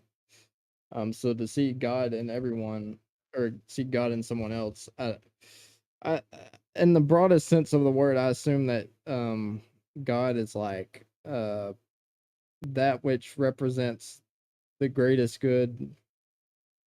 And so that maybe seeing God in other people would just be seeing the goodness in other people, right? But that doesn't sound exactly right either. And it's like,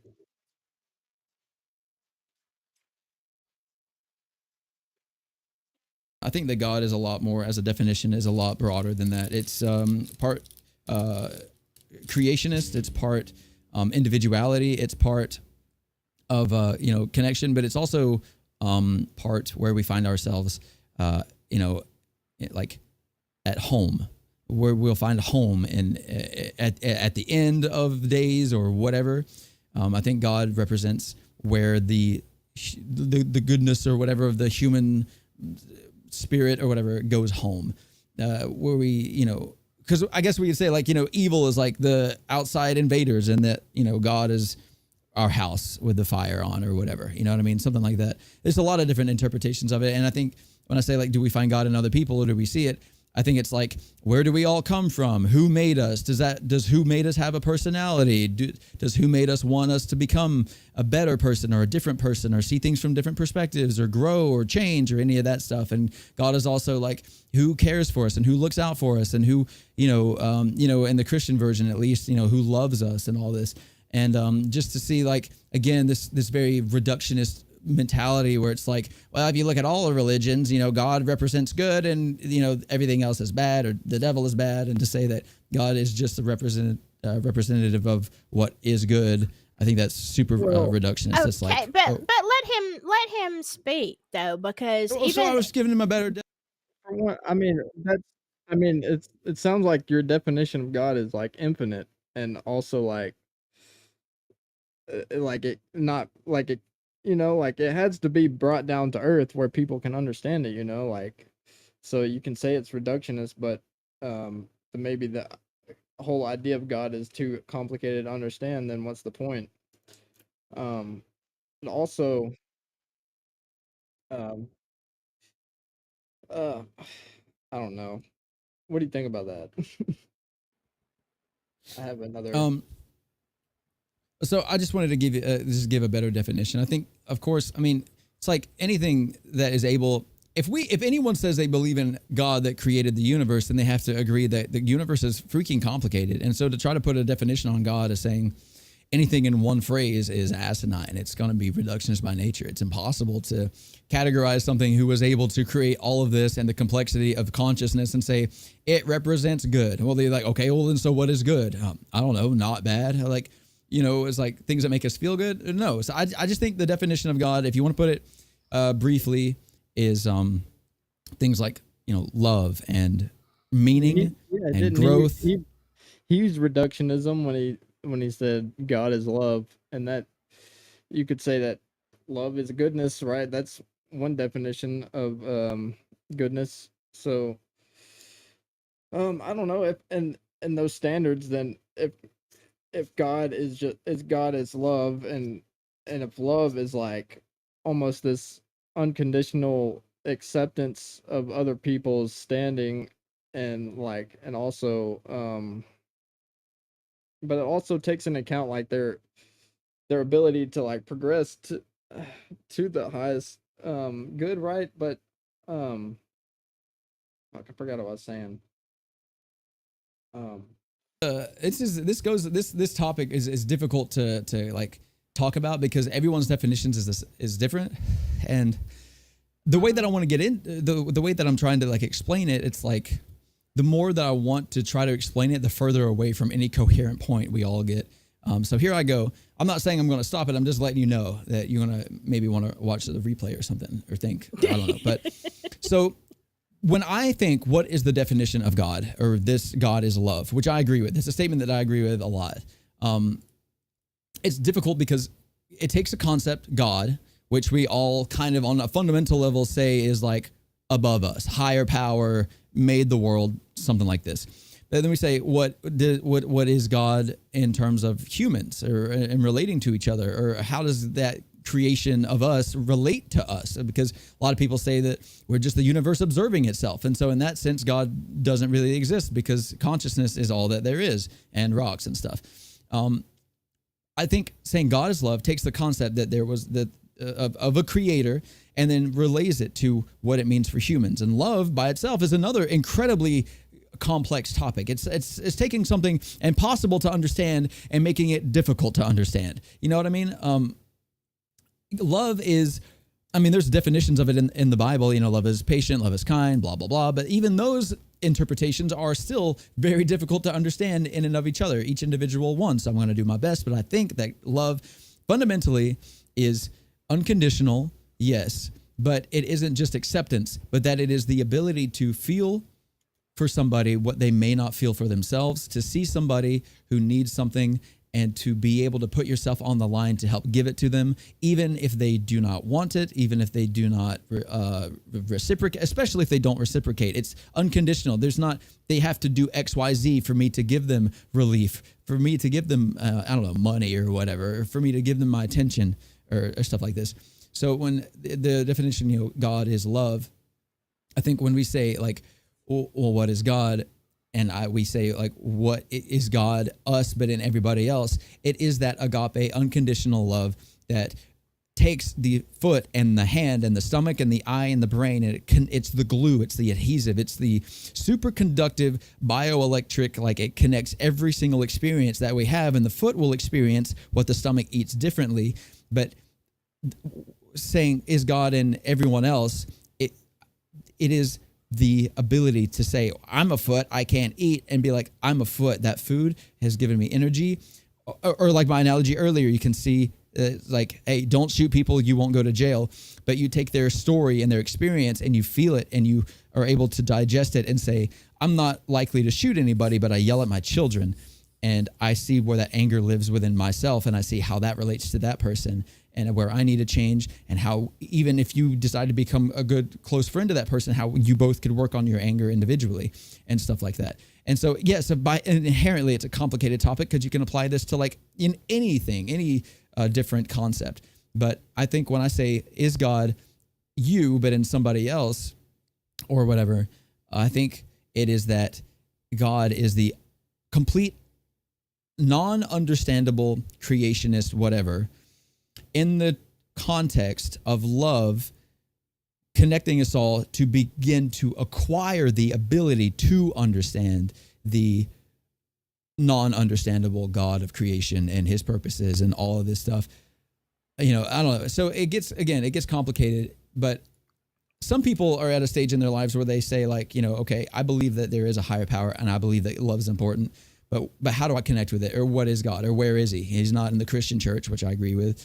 You know, so where do I find him? And some people are like, okay, I see the world on a holistic level, but I don't agree that, you know, it's just consciousness observing itself, that there's something of importance or value or purpose here.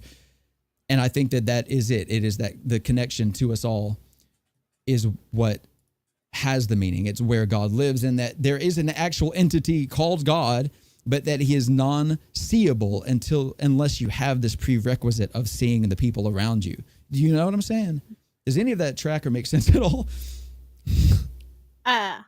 Some of it, but I mean, I think I'm sorry, Colton. I think the part of love that we don't understand is the same part of God we don't understand, because I think as humans we don't understand unconditional love.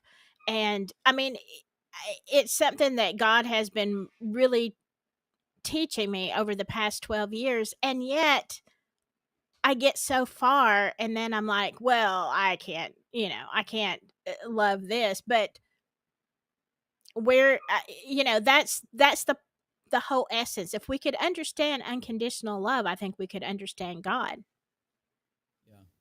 I agree with that in a lot of ways. And actually, this is a timely comment. I want to bring this up. So my argument or my stance right now is that God is what you see in other people if they are also kind of in that same vein. And Daniel said that he experienced the opposite. I grew up in the church. I saw a lot. I heard a lot. I read the Bible from end to end and studied a lot. And I had to walk away. There was too much fraud. And this Agreed. concept, yes. So this concept, this pain or whatever, is the result of the opposite of God existing in other people. So if you say, what is God? Is it the collective good or whatever, the highest good? Then what is the absence of God? I don't think people want to put a lot of responsibility or power on the devil and Satan and all that. But I genuinely think that it is just simply without understanding of God or any of that this is all that is left. It is free will is evil. I think that the nature of having free will is selfish because it serves yourself. By definition, by fundamentally, even on a developmental thinking level, you are designed to serve yourself. And it isn't until your needs are met and that you begin to reach higher levels of thinking that you can actually start to connect with people around you and begin to see what all this, blah, blah, blah. See, I don't know. I also feel like most people aren't that selfish and self-centered, in ways, but also I think most people are harder on themselves than they are on other people. And I think for the most part, at least in my experience, I care about other people more than I care about myself, by far. And I know not everyone's like that. And I'm not always like that either, to be honest. I mean but I would say more than other people, I think, probably. Agreed. And I will say this, which I'm sorry, Brain, No, you're but fine. I've been talking the whole time. Please, someone else go.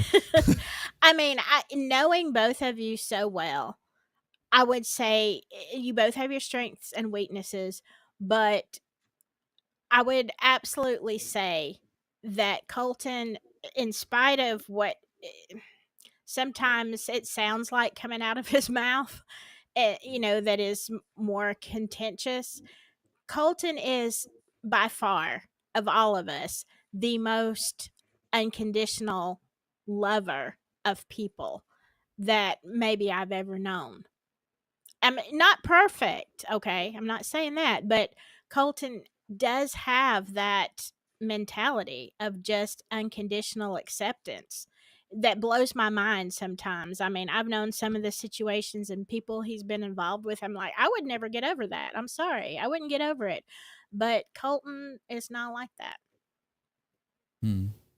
So, in a way, you could say he is more godlike than you and I, Brain. Yeah, no, I mean, I think that's very likely. I think that's very accurate to say, because when it comes to situations that I am in that I've been treated unfairly, I have to think my way around it. I have to see, like I told you earlier, in order to feel empathy or love or whatever, I have to essentially show it to myself. I have to build a case for that person and then re-deliver it to my system so that I'm able to really relate to that person. I don't take people, I don't benefit of the doubt. it's difficult because I think, I've been hurt a lot. So I'm obviously skeptical. So in order to actually care about somebody, I have to like persuade myself into doing so. It's very not unnatural for me to do. Can I address something that Daniel's talking about? Um, Uh, he's talking about the church, the last comment about it being a fraud and the stuff that he has experienced. And let me say this, Daniel, I grew up in church also. The amount of fraud and the amount of pride and the amount of complete ridiculousness and self-centeredness that I have seen, and corrupt, yes, downright corruption has it's unparalleled anywhere else in the world. Okay, I have seen it and experienced it too. The difference is that I had a very spiritual experience also with God, just me and Him. So I I'm very harsh. And I don't know if you've watched some of my videos on Silky Southern, but I've been very harsh with the church, especially lately. And do I think it's a complete fraud? Yes, I do.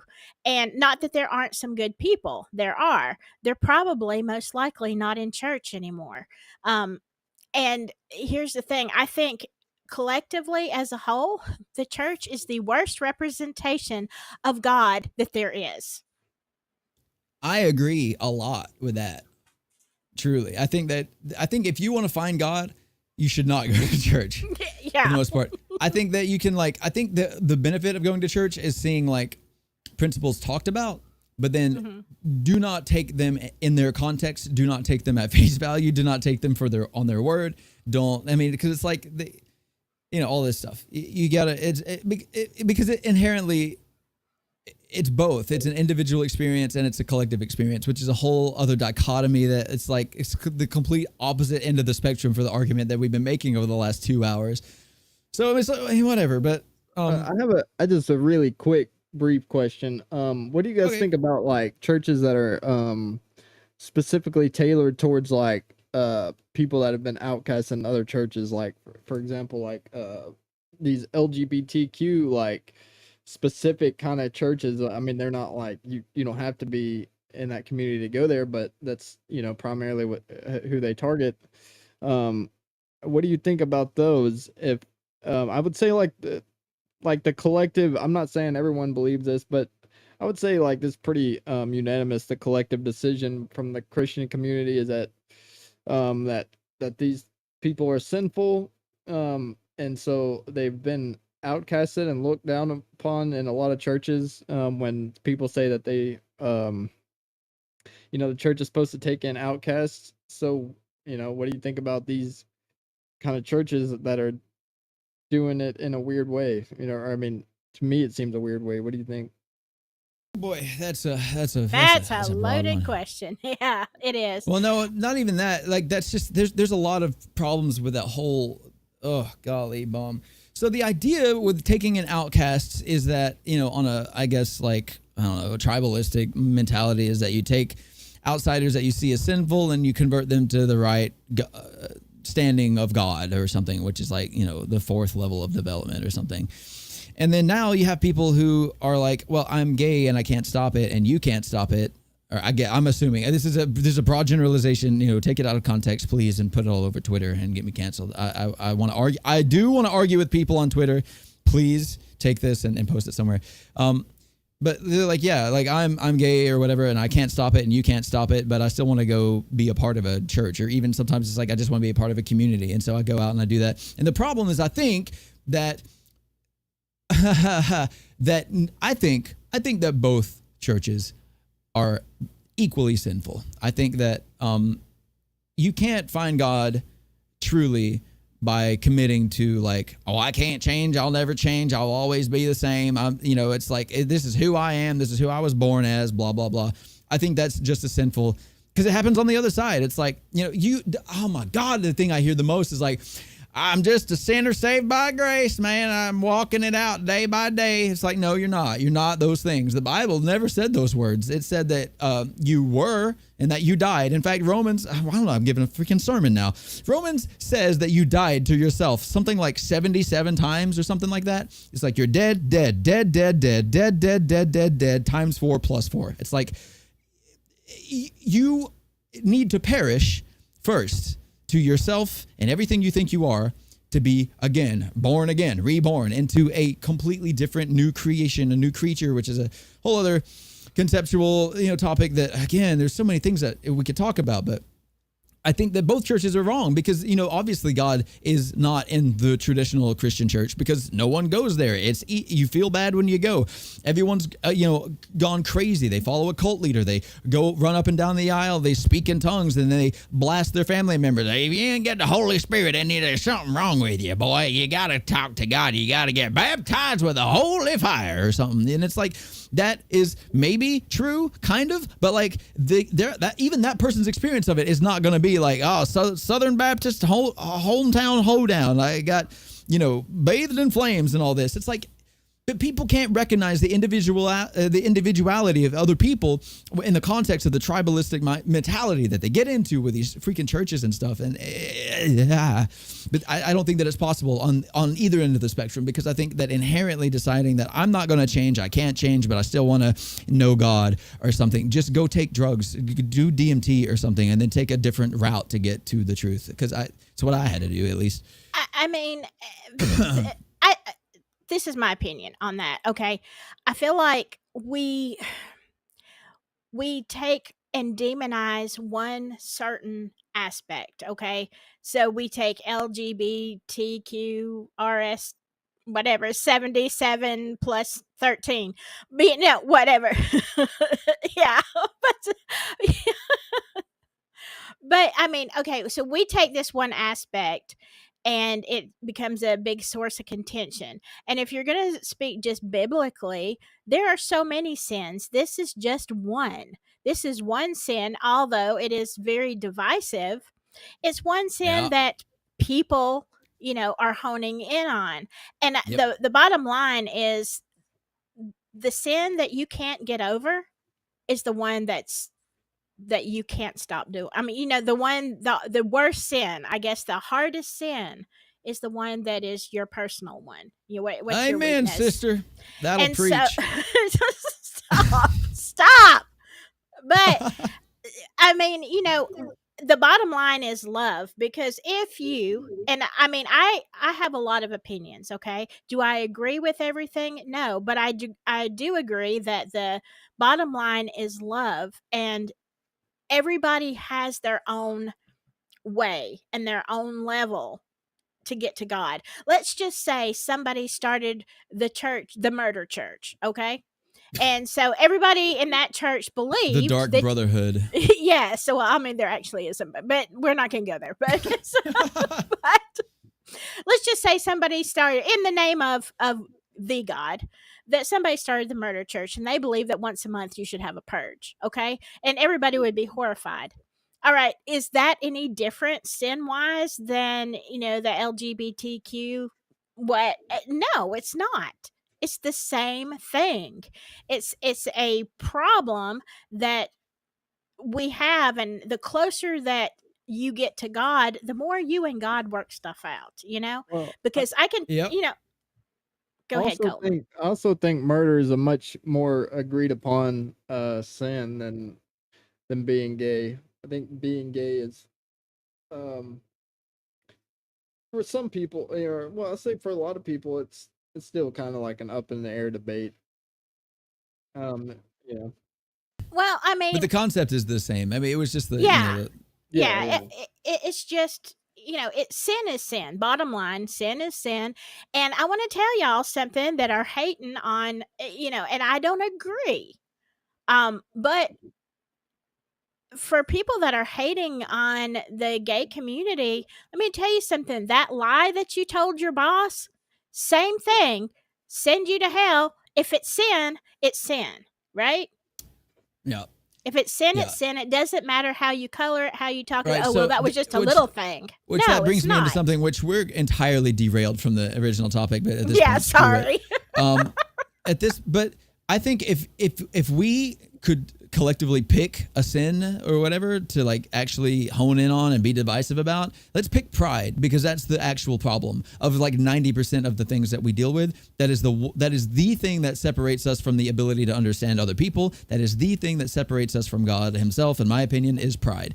And understanding what that looks like or what it means and all this, I think that's the most important thing, if we could pick one. But if you want, so when I get upset at the traditional church, the reason is because I think if you want to say, oh, the LGBTQ, the gatherings, that's the church of the gays. If that's what you want to look at it, well, you look at the traditional church as the church of pride, because they literally think that they are right. They think that everyone else is wrong. They are infallible. They cannot be, but they believe that they are correct. And I just think that is asinine. I think it's ridiculous. Yes. But anyway. And so as we've seen so much in 2024, the church is not only, the traditional church is not only full of pride, but it's also full of what do you call them, chomos, and people who are Maps. having affair. Yeah, you're it doesn't matter. It doesn't matter. And here's the bottom line. I think when I talk to people, because I have friends uh who are in that community, I don't think any less. Like, I will associate socially with people. It doesn't matter. I love these people. And it's not, when it comes to this kind of stuff, it's not my business. My business is to love them.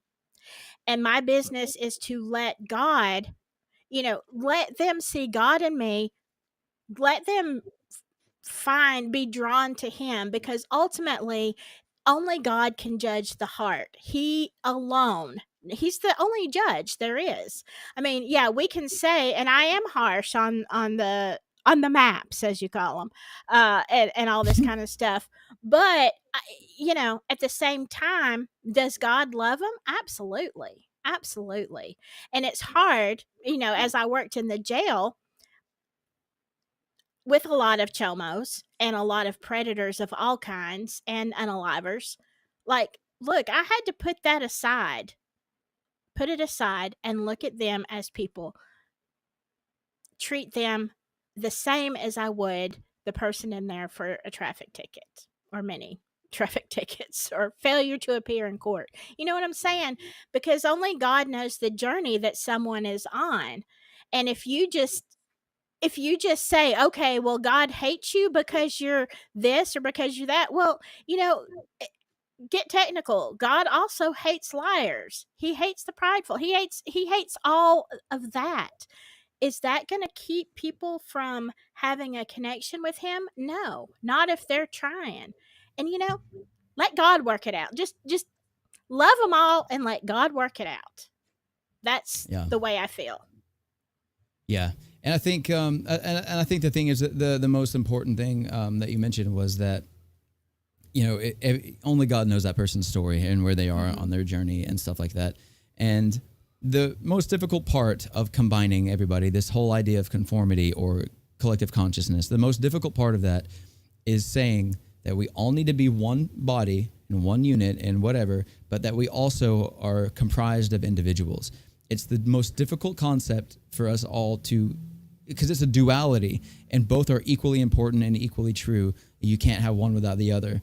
But it's so hard for people to look at things one way or the other. You have hippies that say we're all one man, and then you have the other guys that's like, oh, yeah, but that guy's a killer or a murderer or whatever, or he's a map or whatever.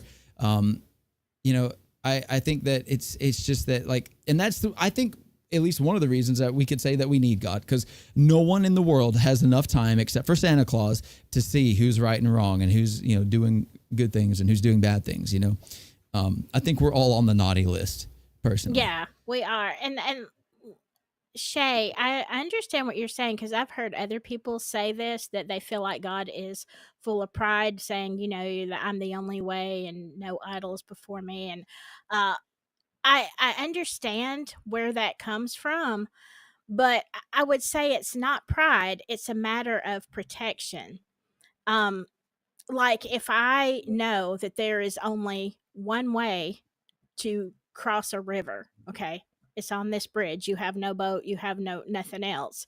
And I keep telling you, you got to go across this bridge. You got to go. It's not because I think I'm right. It's like because I know the only way to protect you is to not let you get off into other things that are not going to be beneficial for your soul. Does that make I don't know. I'm saying it Yeah. wrong, No, but I mean it's protection, like you would your kids because you love them. You're going to say, "Hey, I'm sorry. In this case, there's only one way to do this." So I don't view it as pride. I view it as love, and like, oh, he wants to keep me safe. yeah. So I'd just like to point something out. I mean, this isn't to like, be condescending or like whatever. I just wanted to point at something real quick.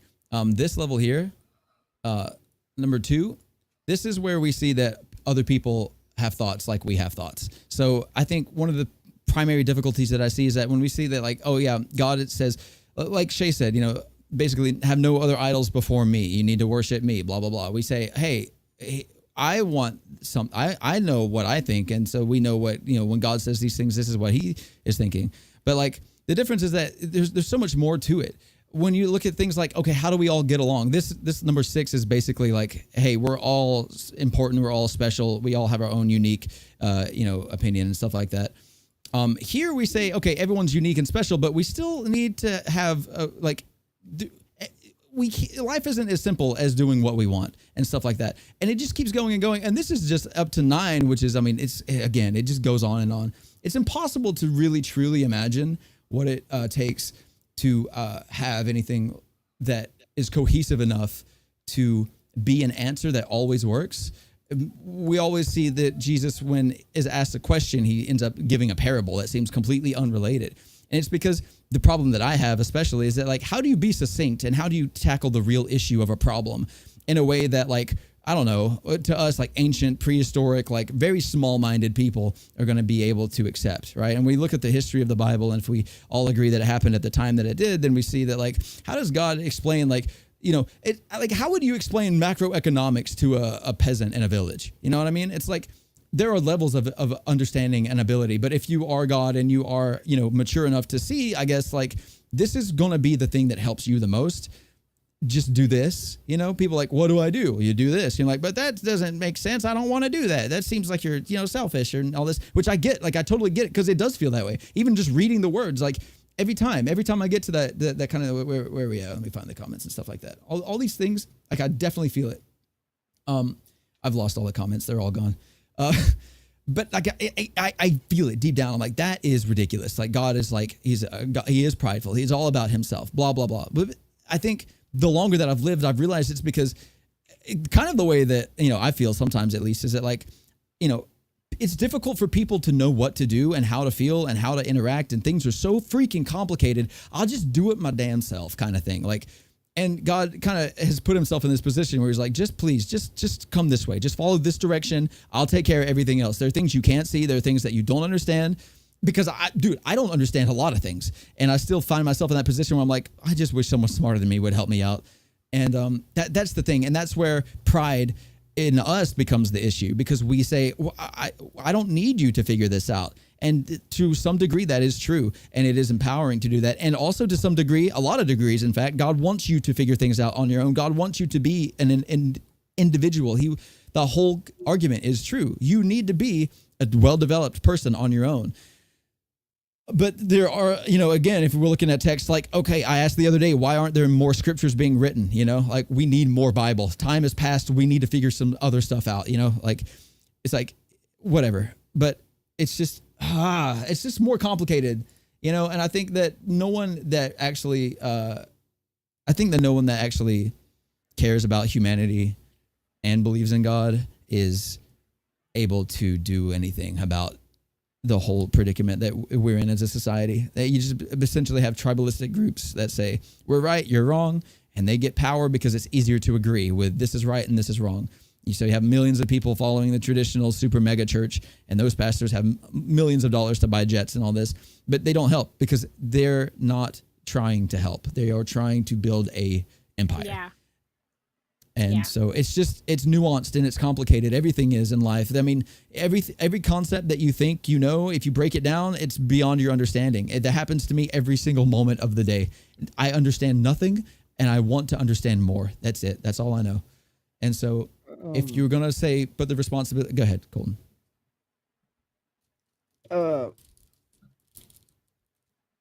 You said something a minute ago. I can't remember exactly what you said that made me think of this.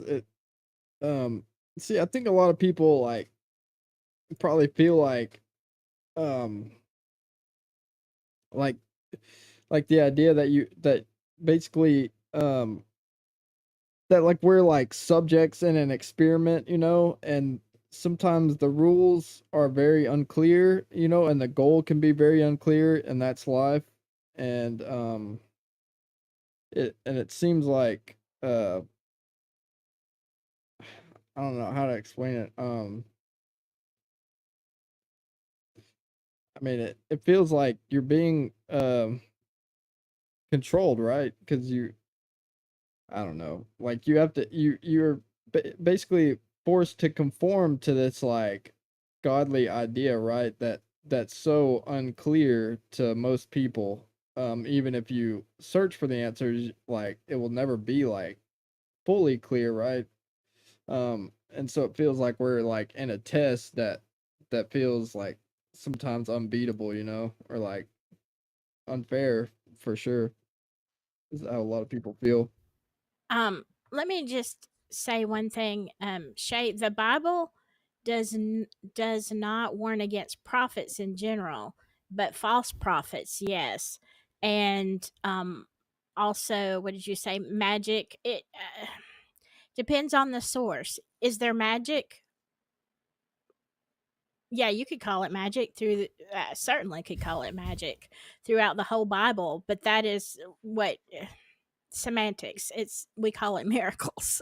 Yeah, and It's not. Yeah. historically, anything that we don't understand, we've always called magic until we start to understand it. So it's like, Yeah. again, the hardest thing again is like okay, take the context and then apply it historically, and then you apply the overall level of thinking of all the people and how would things be put to people in a way that's going to move them in the right direction that they can actually grasp. And now we're in this dichotomous era now where we're all like super intelligent, infinite access to technology and information, and we're still looking at dogma like worship no other gods before me. Like, okay, but like, other things are important too. Like I got to do the dishes and my wife loves me, and I want to make my community better and stuff like that. And there's just like, there are bits and pieces of that scattered about through the Bible. But like, again, it's almost like the Bible needs to be rewritten. It's just like, we're in a new era where if we're going to continue, we need like more, better, clear, defined rules and stuff like that. And I don't think that that's outside I don't think that that's by design outside of what we're able to understand, or rather, I don't think that the Bible was intentionally written to be vague. I think it was intentionally written to be like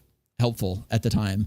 But we don't have like, no. If someone wrote more Bible now, everyone in the world would be like, false prophet, that's wrong. You can't do that. It's only true if it's old. Which is why a lot of people don't like what was it, Scientology or is it Mormonism? I can't remember which one. There's like your religion has to be old for it to be true. I think it's one of the things that. It's like one of the qualifiers. And so, like the whole conversation is very freaking, it's like, oh God, it's so convoluted. It is beyond convoluted. But I see, again, so my issue is that my problem is that I was given undeniable proof that God exists, and that's it. And not any charge, not any information, not any truth, not any understanding. Just like, hey, it's like, to me, what would happen to you if God just reached out of the sky and just said, hey, I'm God. I'm Jesus Christ. I created everything. And then that's all you heard. And then that's all you got.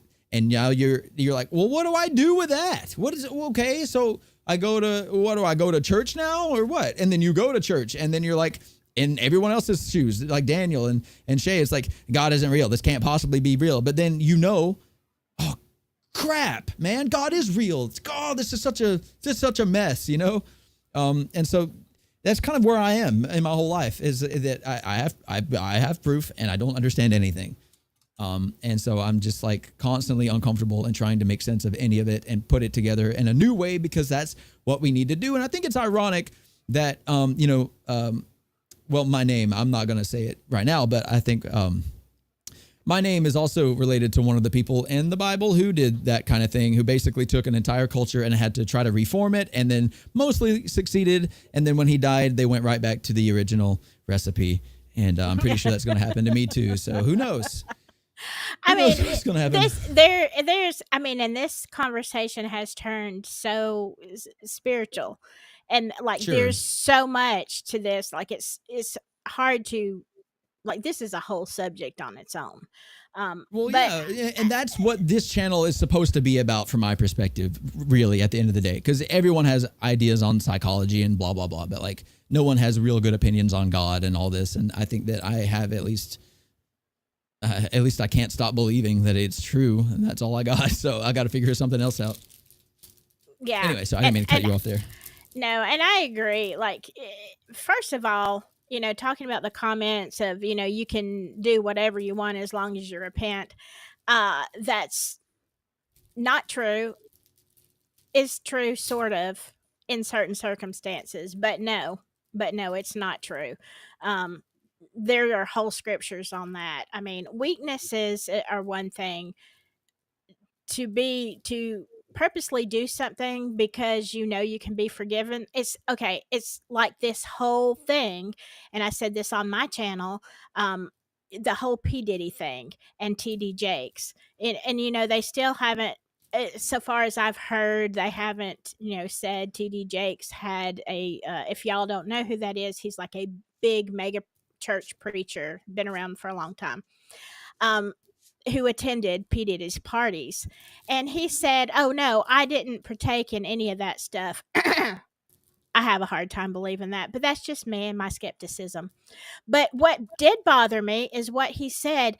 It wouldn't matter if I did. And I've got a video clip of this. It wouldn't matter if I did do all that, because all I got to do is, you know, sincerely repent, and you know the blood can cover it all. That is not okay. That is not an okay mentality. Oh, I can do what I want and just ask for forgiveness? No, Well, so the sir. problem, so okay, the problem with that, and I would like to clarify, the problem with that where he is that the further you go, or in God, quote unquote, or whatever, the more like you have, the more responsibility you have. Sure, yeah, the fundamental, I can repent and be forgiven, yeah, but you've still caused irreparable damage to millions of people, whatever it is. I don't know what happened. I don't know what the actual case is. I'm not, whatever. But like, especially as a pastor, if you are responsible for one other person, then doing wrong should be punishable by death, technically, at least by Old Testament standards. Like, you will have blood on your hands, and one life is not more important than the other. So yeah, okay, yeah, sure. Hey God, I'm sorry. Okay, cool. I forgive you. But like, you shouldn't forgive yourself yet, because look at all these other people you've injured and crippled forever. You know, like, and that's the whole thing. I've seen that argument from pastors, like, you know, oh well, he repent. You know, yeah, he touched children. You know, back in the '80s, but he done repented, and he's been our pastor for 40 years now. After he did that, like, I'm afraid, sir, that's just not how that works. You should never be in a position where you have the right to call yourself an authority when you are performing actions that are antithetical to your entire movement, I think. Yeah. And yeah. And it's outrageous.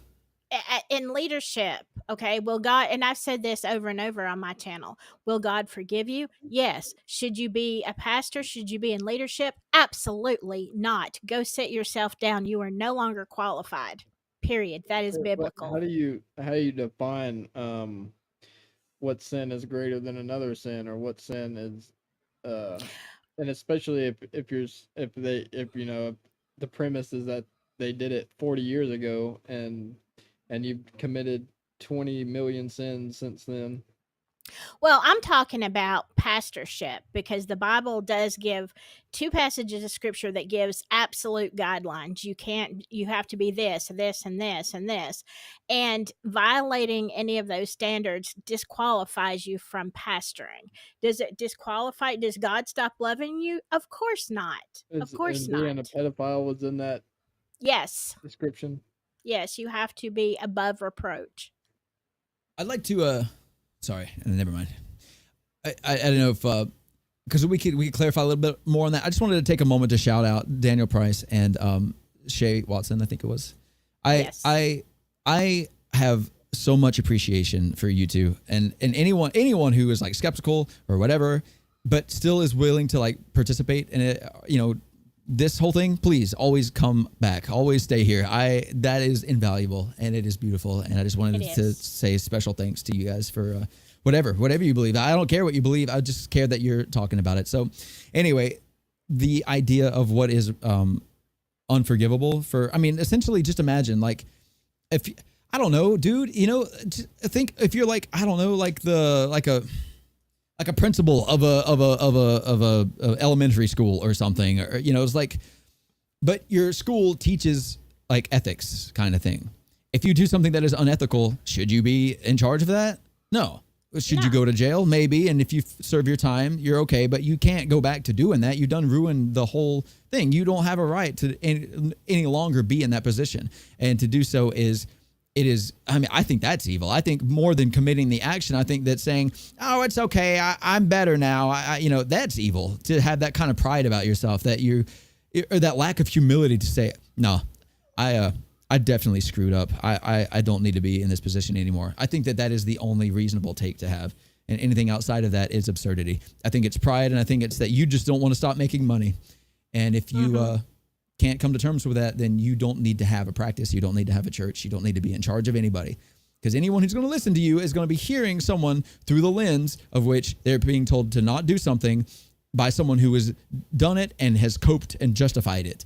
It's like, what value does that have? It's damage. It's all it is. So, yeah. Sorry. Technically, Go ahead. Sorry to be annoying. I think technically it's ego, not pride, right? Pride is just sense of self-respect based on achievements, right? Sorry, I swapped it the wrong time. I think linguistically, pride has become just like how I think shit used to be an acronym for something about boats or something. Linguistically, pride has begun to morph more into like, this is my achievements and all this stuff, and ego. But I think pride in the more biblical context, or at least in it's form of psychological context, ego is probably more apt or more accurate. But I think that technically, ego is a side effect of pride, or symptom of pride, rather. Technically, it's sense of self-importance and identity. Yeah. Okay. As we define it now. Yeah. Right. But well, so biblically, like with connotations. it's different. Yeah. Well, right. So no. Read that definition one more time. Sense of self-importance and identity. You said. It's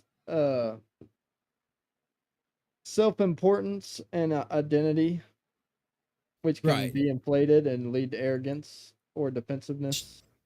Yeah. So like having pride in yourself it's kind of like, it is healthy in small doses. Just like, I guess, I don't know. Yeah. I mean, yeah. But just like mayonnaise, it makes a sandwich good, but if you only eat mayonnaise or whatever, if you eat too much, my point being is that that's still a good definition. Your self-importance and your sense of identity and all this. Yes. But pride as a emotion is, when dealing with the idea of free will, it is the most rapidly spiraling out of control emotion that humans have. It's just like kudzu. You can put a foot of it somewhere and leave it for like 6 months, and it will cover the entire like village or city. Yeah. It does not stop growing. It does not calm itself down. So like pride and confidence, like those things are similar in the way that if you are running a church, you want to be like, you want to say, basically you want to have pride in what God has done with you. I think that's the best lens to look at it, at least in this context, right? If you're a pastor of a church or whatever, your pride needs to stem from not what you have accomplished, but what you are now able to do because God has helped you do it. The same way that who was the king? It wasn't Solomon, was it? It was the one of the kings who was like, look at my glorious splendor. Look at the nations that I've got, people that come to me, they require me and all this stuff. And then God was like, this is getting out of control. And it struck him with like craziness. It's been like 7 years in the wilderness. It was like a feathered man. He was like, I think that was. I don't know. No, I want to tell you that was Nebuchadnezzar. It could have been. I could not remember the names. They're not common. It's not like you know, Bryce, you know, King Bryce or you know King Tanner or whatever. And it's like multi-syllable words. It's hard to remember. But basically, yeah. But so that story is so fascinating to me. I wish I knew who it was. He literally, this king was full of pride. He was like, I am so great. I am so great. I am so great. Basically, he's like, everyone comes to me. I have servants and I have flunkies, and every nation under my purview, they worship me. And was it Saul? It could have been. I can't remember. No, because he turned into Paul later, right? No, he's talking about King Saul of the Old Testament. Okay, yeah. Oh, God. But I don't think it was. I still don't think it. I don't know. That's something we need to Google. We'll figure it out. Yeah, but so let me finish the story real quick, so we're still like one whole coherent thought. He was this guy. He was the epitome of prideful evil, and God struck him because of it. He was made, I think, blind or something. He was essentially made crazy. He spent 7 years in the wilderness as a vagabond, a vagrant, a homeless person, just like a wild man. And then at some point, he was brought back. God gave him back consciousness or whatever. So the story goes. Again, it's like, was it magic? I don't know. But the most fascinating part of this story, hold on, was that when he was reestablished on the throne, he said the exact same thing. I am filled with glorious splendor. The nations bow down to me. Everyone worships me. But now I know where it comes from. Now I know that it comes from God. And that was the difference. And I think that is the biggest problem with pride, is that you see yourself as the source of your accomplishments. And in a physical, like capitalistic world, yeah, sure. Like the world that culture right now, yeah, that is how that goes. But in this context, specifically talking about pastors, especially, that is what you need to be aware of, that you did not do this on your own and that your power does not come from you.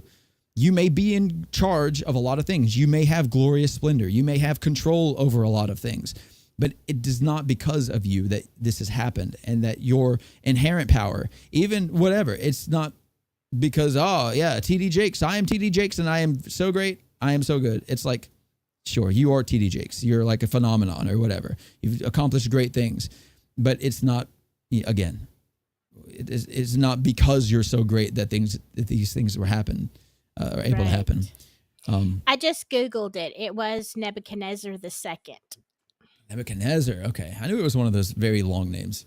Yeah. See, can I say just a couple of things that talking in the chat? I think the problem with Christianity and a lot of these things that we've talked about that y'all have brought up in chat tonight is that we see pastors, we see churches, we see religions, but we don't see God. And I will just say this from a personal experience. When you see God, and like you were saying, Brain, about your own personal experience, when you get to know him and get to know his character, you all of a sudden understand what he's saying, and you understand that he's not prideful, and it's like, okay, we know each other on YouTube, right? And we can have a lot of deep conversations. We can have a lot of understanding. But there is a big, vast difference if you and I are sitting in a coffee shop, face to face, eyeball to eyeball, communicating, and then being in each other's lives, really getting to know each other, calling, texting, meeting for lunch. Often you get to know somebody on a level that is it's never going to be the same. I mean, I love y'all. I talk to y'all. People email me and message me. And look, I'm sincere with every reply. But would we have a deeper connection if we were sitting across from each other at a table? Absolutely. And that's the same thing. If you have a problem with God, then get to know him. Because once you get to know him, you will love him. Because there's no other response than knowing him. which I'm not at that level, like internally, right? Like I explained my experience earlier that it's like very cerebral almost. But I will say so far as everything that I've seen and experienced, there is no reason not to love God, right? Like I've done a lot of independent study and I've seen a lot of other people's lives and blah, blah, blah, blah, blah, blah, blah, blah, blah.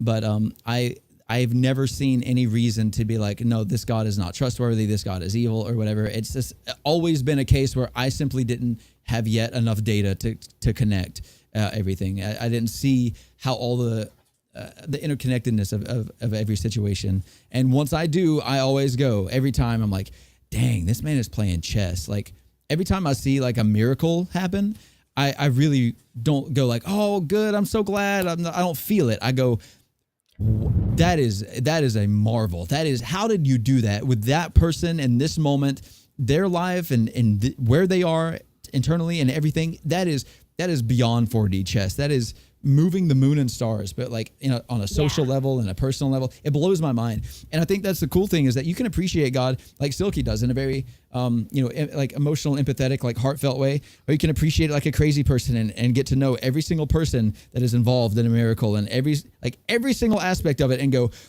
wow, God was really like, how did you manage to put all of this together like this? This is absurd. This is truly crazy.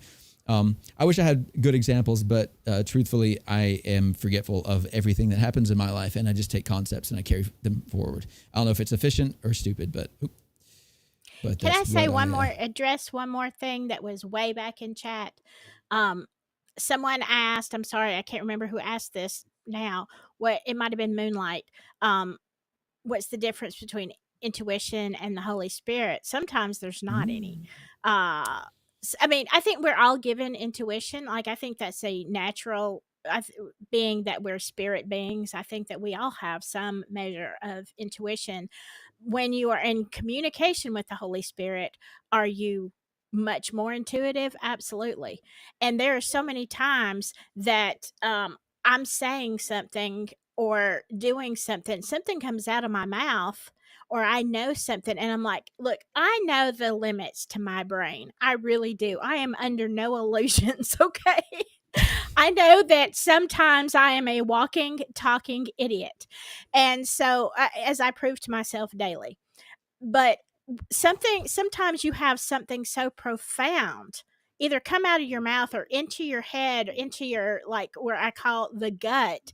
It's like, okay, I know that's not me. That's not intuition. I wasn't born with this.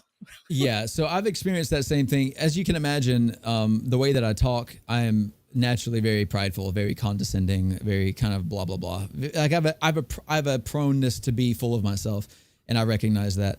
But so I've had that experience. So do we. Thank you. Nothing but love here, right, guys? I know, that's right.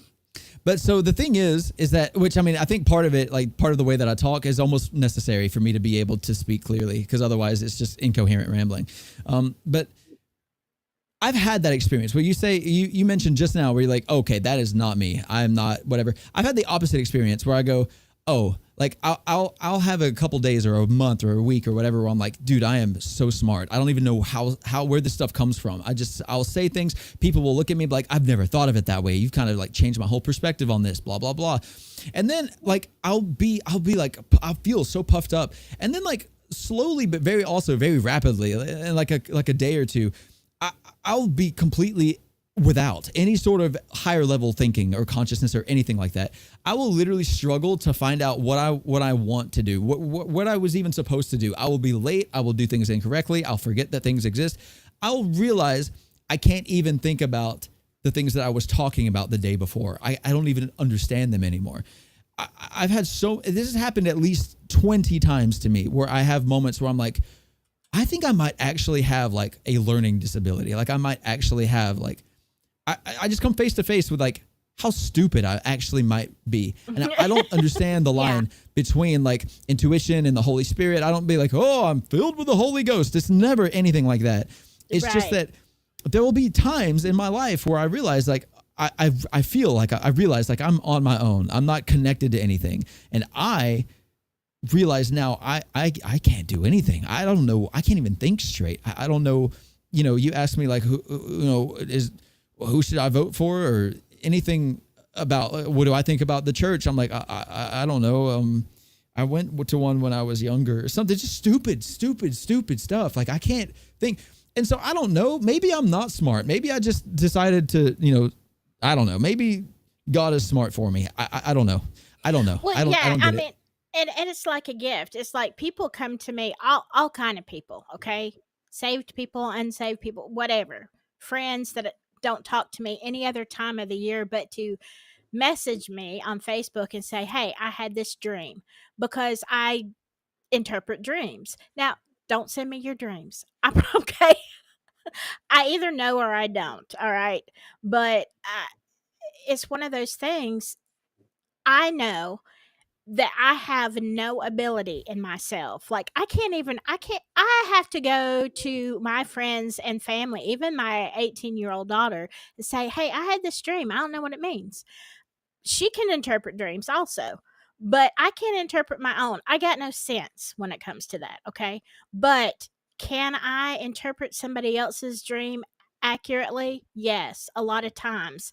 The majority of times. And again, that is not, I know that ain't me. I ain't that smart. Okay. I'm not that Right. intuitive. And there are times where like a good friend of mine, I put him in contact with Silky because he has these dreams that are very like convoluted. And he'll ask me like, what do you think this means? And I'll break it down by like symbolism or like colors, what traditionally colors mean and stuff like this.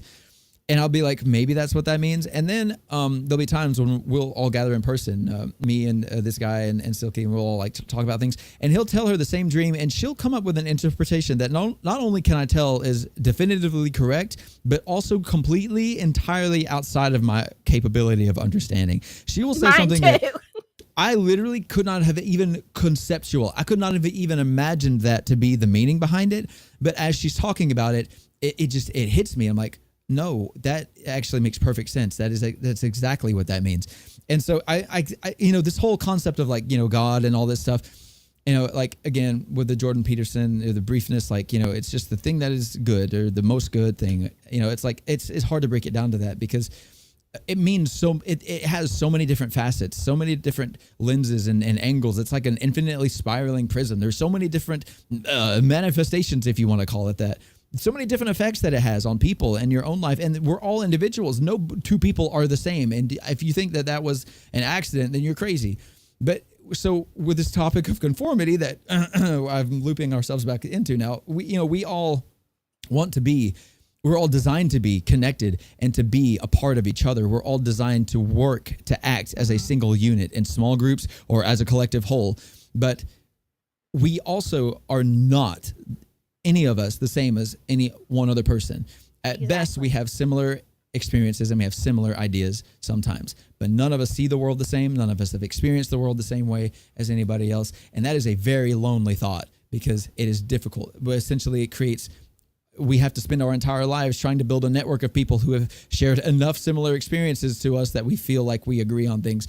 And that's where tribalism comes from. We just say, conservative is being good, and I want to be connected to as many people as possible. So I'll be a conservative too, or whatever. Yeah. And it's just, it is so complicated, but it's important to recognize that everyone is different. Everyone is an individual. And, people say that at a certain point you stop seeing yourself as a story of your own life and that you see everyone as a thing. And I think that it's true, but I think that it's important to recognize that you are as important as you think you are. It's true. You really are. But, you have to stop seeing that in order to actually become important. You can't come face to face with how great you are until you come face to face with your mediocrity, I think. Yes. So I agree. I'm still so what you just said about if like God so basically you said like all that is like God is like an experience, but you could say that he's not just one experience, he's all of those experiences, but he's not all experiences because he's maybe not bad experiences.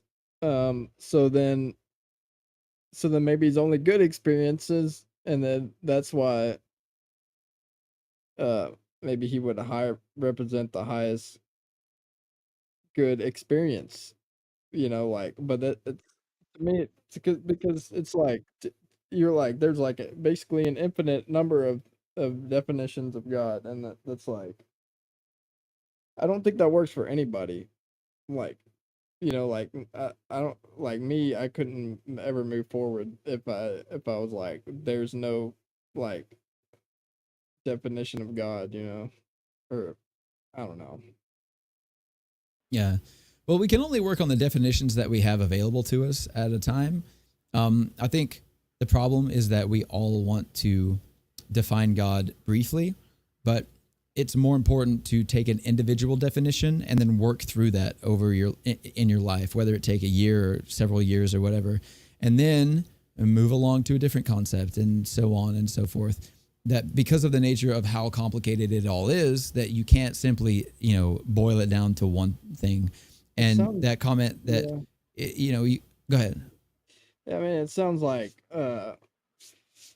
you have to in order to find God, you have to try to find things in your life and relate them to the idea that God is real, like already assuming that he is real before you make those uh, you know. So instead of God just happening as an experience without being asked, or like without does that make sense? Kind of, yeah. So I know what you're saying, and the way that I put it just now is kind of my own experience, where you explained it directly that I have to assume that God exists to find God in all these situations. But the reason is because I know that God exists, kind of like that's all I had, and so now I'm spending my life trying to figure out where He is or what that means and stuff like that. But other people have very different experiences, like Silky. It's I mean, you could, it's much more personal. It's much more like she doesn't look at finding God or concepts about this the way that I do. And I don't, it's like I can lament and be like, oh, I wish I could be like more empathetic or more heartfelt or whatever, but that's just not me. That just never has been me, so. I mean, it's like because it's like someone can have an interpretation of something that's very literal.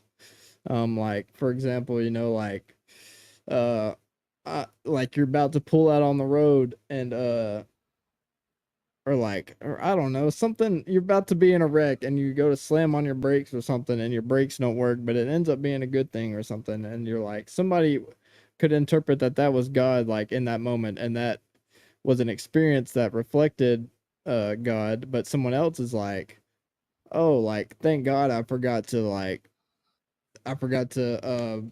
put, brake fluid or something or like I forgot." Yeah, but can you prove it's not God? You're saying, can you prove it's God? I'm Yeah, saying, but can you it's prove like it's not? no, but that's like um I mean, you can't prove one way or the other, like really as far as I'm concerned. The only way that the only one that even would matter to begin with would be the person involved, right? Because Mhm. I mean, at least in my experience, I don't like other people tell me stories of their experiences, but it doesn't do anything for me because it's like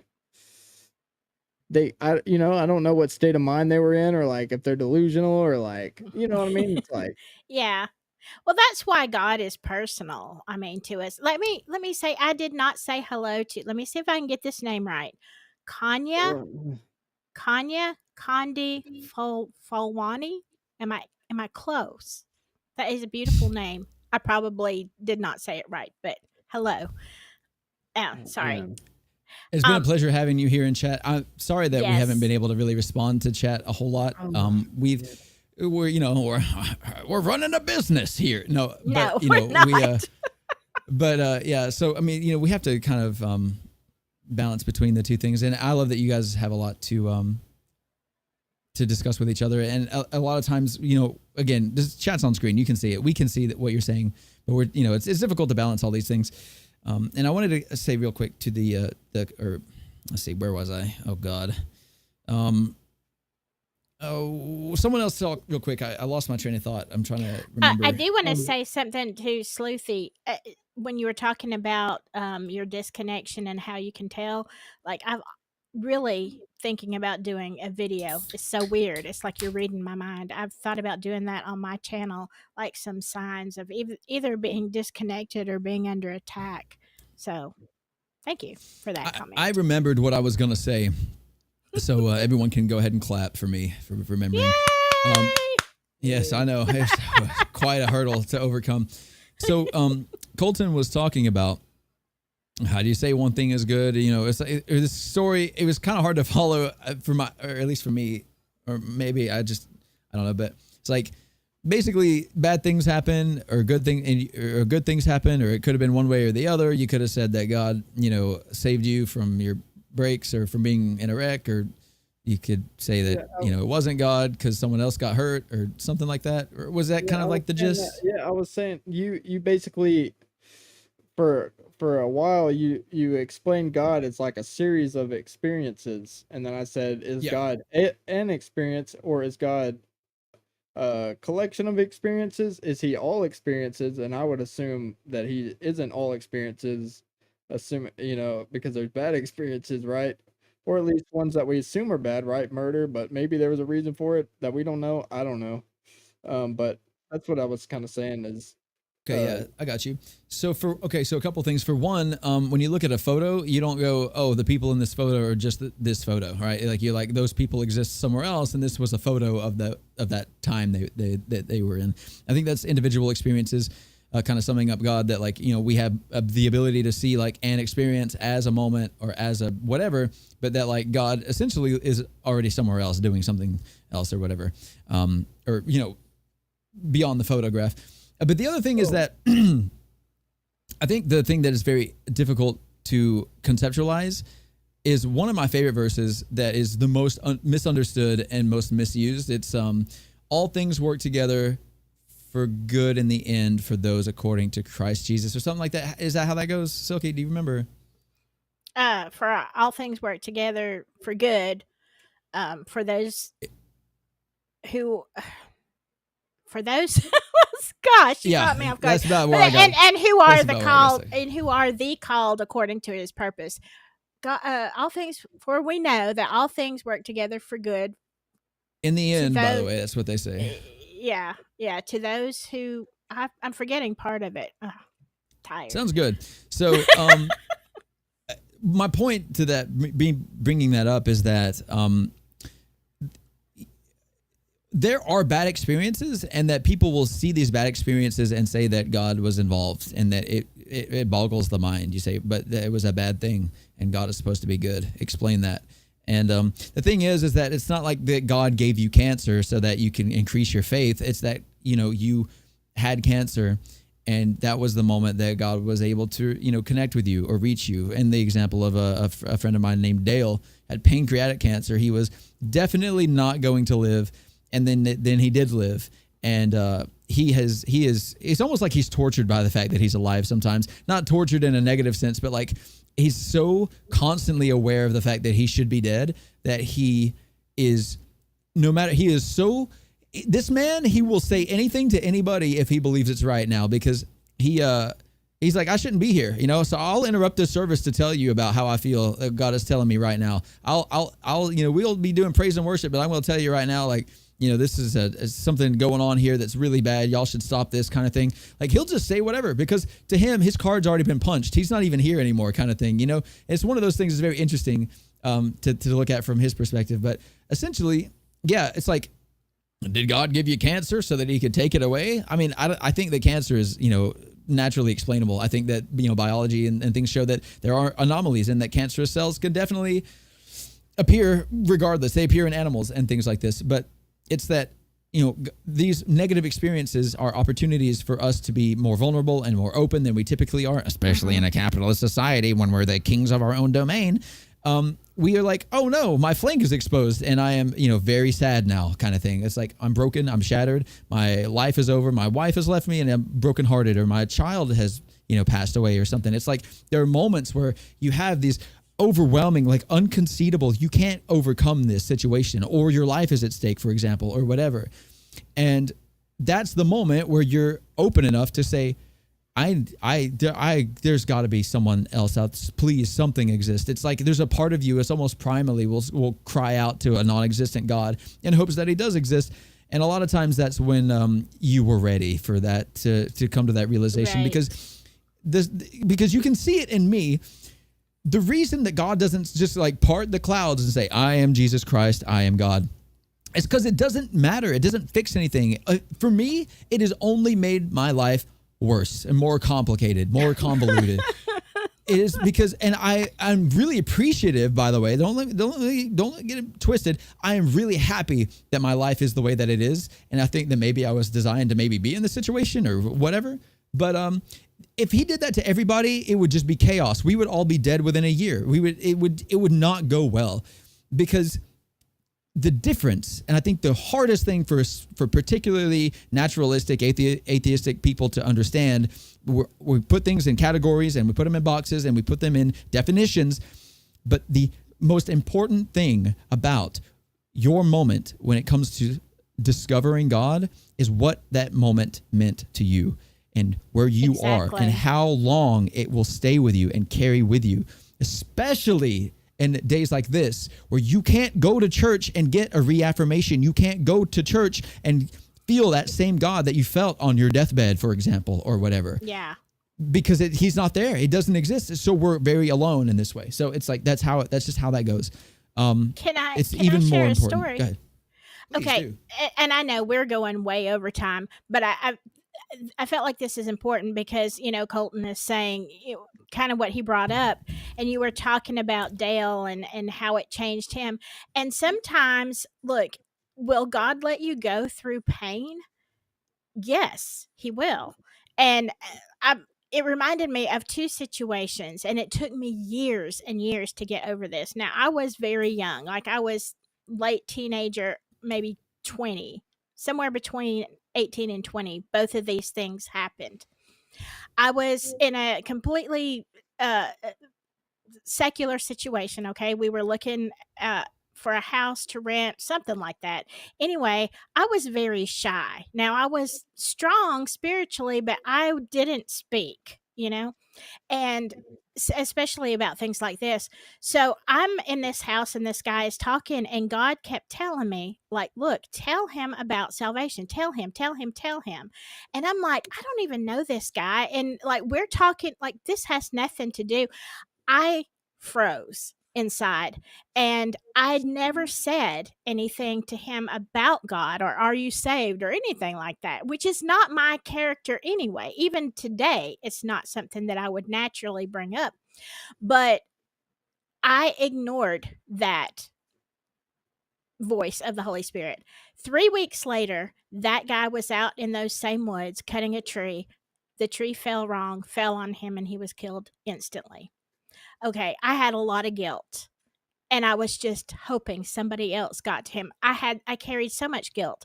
Okay, that being said, fast forward about 3 years or so, I'm in a restaurant. Okay, it was a brand new opening restaurant, and the friend that took me knew the owner. The owner comes over to the table, and God starts with me again. Now, I'm just wanting to eat my chips and salsa, and I hear this voice again. Tell him. Tell him about Jesus. Look, for the second time in my stupidity, I did not. I'm like, I can't do this. Like all these people and all these, and like, this is going to embarrass him. This is not something you bring up at a restaurant opening. 3 weeks later, that guy went out and hung himself from a tree in his backyard. The amount of guilt that I felt for so many years, I cannot even express to you how sad and how devastated I was. And embarrassed that it took me a second time. But you know what did happen out of that? Now, am I responsible for what happened to them? No. Do I have to answer to God for this? Yes, I do. But what changed in that tragedy for me is that I hear God say, tell somebody something. I don't care how stupid it is. I don't care where we're at. I have no cares to give. I will say whatever I need to say whenever I need to say it, because I had to learn through much pain and devastation that you do what God says, or you have to live with yourself, which was almost unbearable for me for that Yeah. period of time. That is heavy. That is, I talk about a lot. Like I'm not, I'm typically emotionally affected by things, but just the thought of that unfolding, that's a lot to bear the weight of. And that definitely does. That breaks something in you where you're like, Yeah, it broke my pride. Yeah, exactly. Right. Like, who am I to be embarrassed about this? So like, this may be this person's life at stake. It may not be, but it might be. And I don't know them. I don't know what's going on. All I know is what I feel like I'm supposed to do right now. And before that, you say, I can't do that. There, like you said, there are people here. It's embarrassing. I don't want to be, like in my case, I don't want to be cringe. I don't want to talk about God. Everyone hates Christianity. I don't want to bring it up out of nowhere. This is silly. I'm smarter than that. I want to, all this stuff. But at that point, I mean, you go, this is definitely the worst way to say this, but you're like, no, I don't know how to really phrase it without being almost crude, but you're just like, no, it kind of like, fuck that sense of self, that pride, just screw that. That is just not, I don't care anymore. This is more important. It has to be, it's like, there's a level, and I guess that's the thing, is that if you take that concept, there are levels to us where we kind of have to be broken repeatedly until we're able to see things clearly. I know that I have for sure had to go through a lot of different things, because it's only in moments of intense pain and things like this that I actually will change. Despite me spending times in plenty and harvest and whatnot, I am attempting to change and attempting to grow. These things, they show me that, I don't know myself as well as I thought. I'm not in control of myself as well as I thought. And it's really heartbreaking to have to go through things or to see things. And the atheistic, I don't mean to like call out a group. That's not what I mean. I guess just like the whole mindset, like anti-God thing is like, you shouldn't have to experience pain if God is good. Why does God allow, children to perish or to be, robbed of their innocence and things like this? And it's partly because, God isn't in control of the earth. Humans are. That's what free will does. That's what it's about. But that's the other thing, is that like, I think that God knew in the beginning that free will, the whole concept of it, which I would love to get into that topic at one point, why free will matters.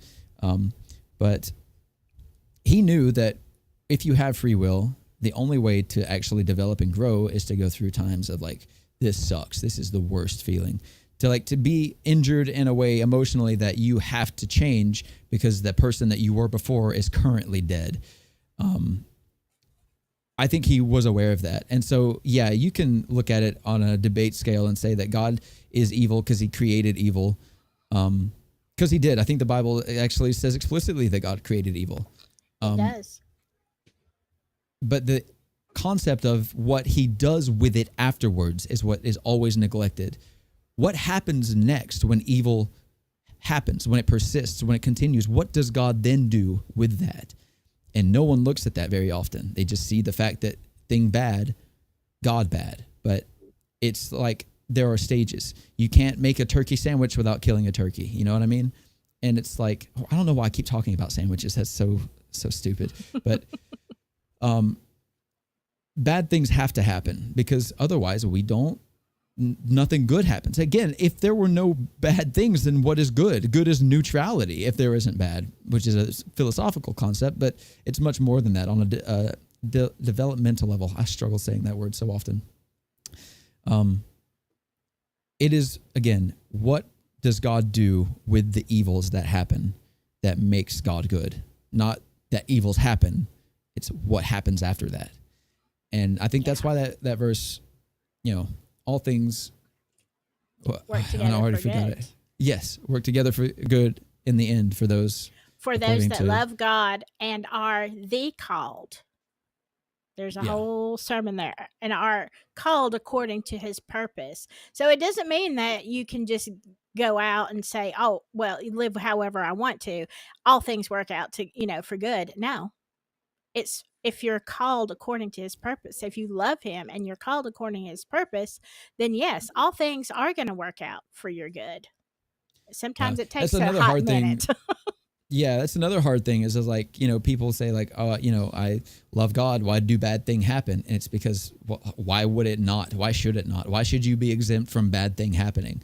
Because God is on your team. It's like, no, dude, if, God is real, then you should expect more bad things to happen to you because you have if there is an evil entity, like if Satan is a whole thing, then like if you believe in, God, then you are directly opposed. So first of all, if this were an army, you'd be the medic and you'd be shot. Like, again, that's a war crime. But, of course, the devil don't care about war crimes, that kind of thing. That's another thing, too, which this is kind of a different topic concept. But I think that people underestimate the psychology, or like not even the psychology, like the way that this all goes down. God respects our free will kind of thing because it's important. It's integral to who we are and all this. And but like the whole, like, the devil's after me, all this stuff, like he doesn't. He would literally murder you as a child if he could. And he does that as frequently as possible. It's like, Yes.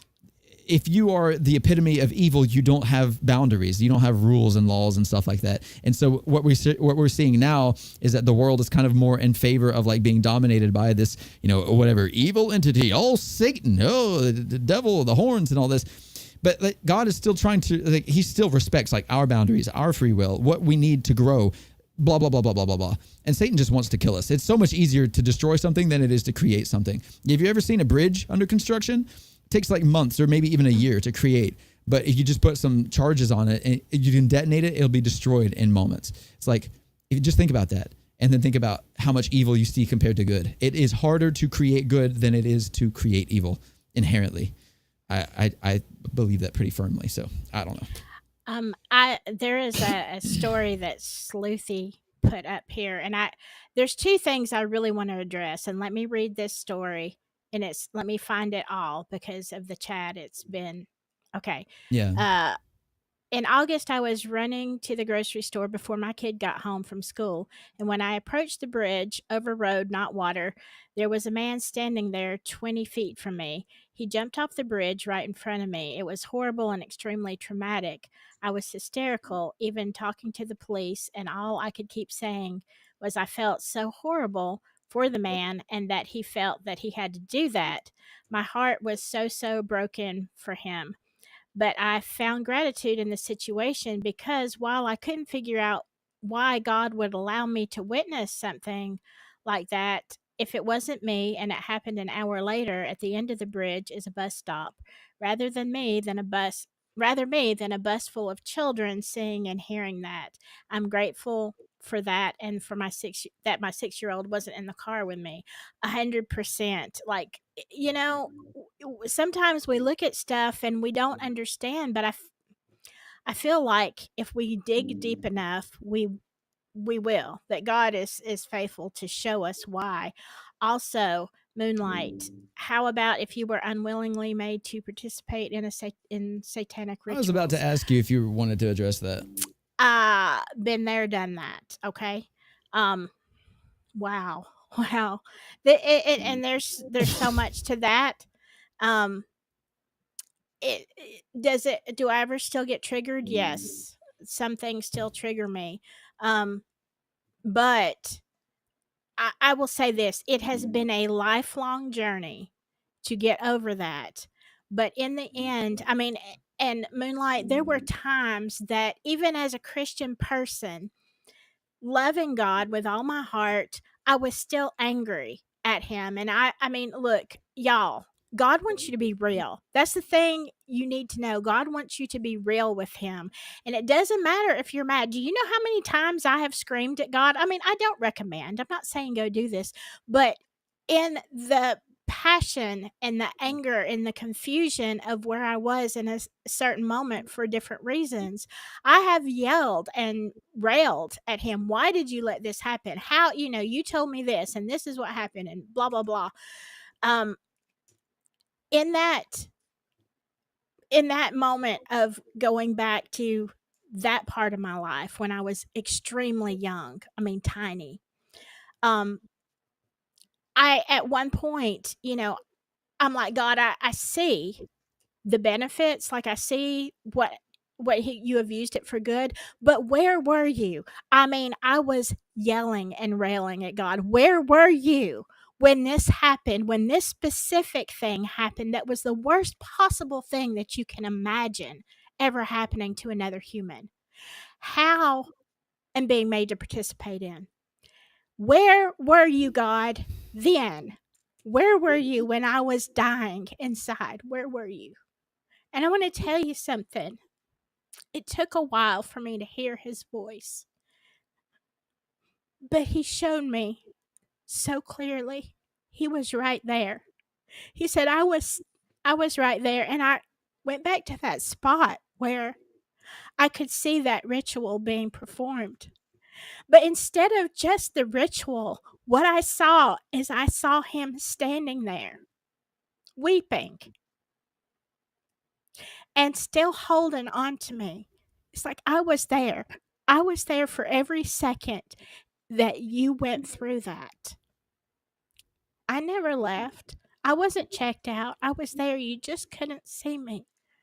But I experienced every bit of that pain with you. And that's And the thing. You know, again, God, yeah, go ahead.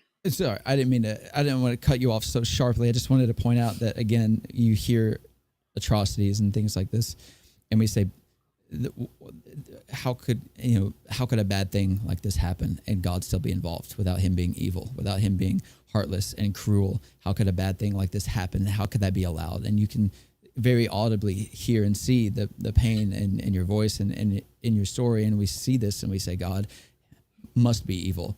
This is not, how could God willingly let this happen? How could you say he said that he was there watching this as it unfolded? But but then you said that you saw that he also, in a way, took the weight, the pain. He went through that emotionally with you as well. And it's not a matter of there being evil, but what happens, what he does afterwards, what he does next. I don't know if you'd like to elaborate a little bit more on how that whole experience shaped you into who you are and why that turned out to be for the better, even though it was the most traumatic thing that you could have gone through. I don't know if you would. It is the most traumatic thing that any human being can experience. Let me just say that. Bar none. Bar none.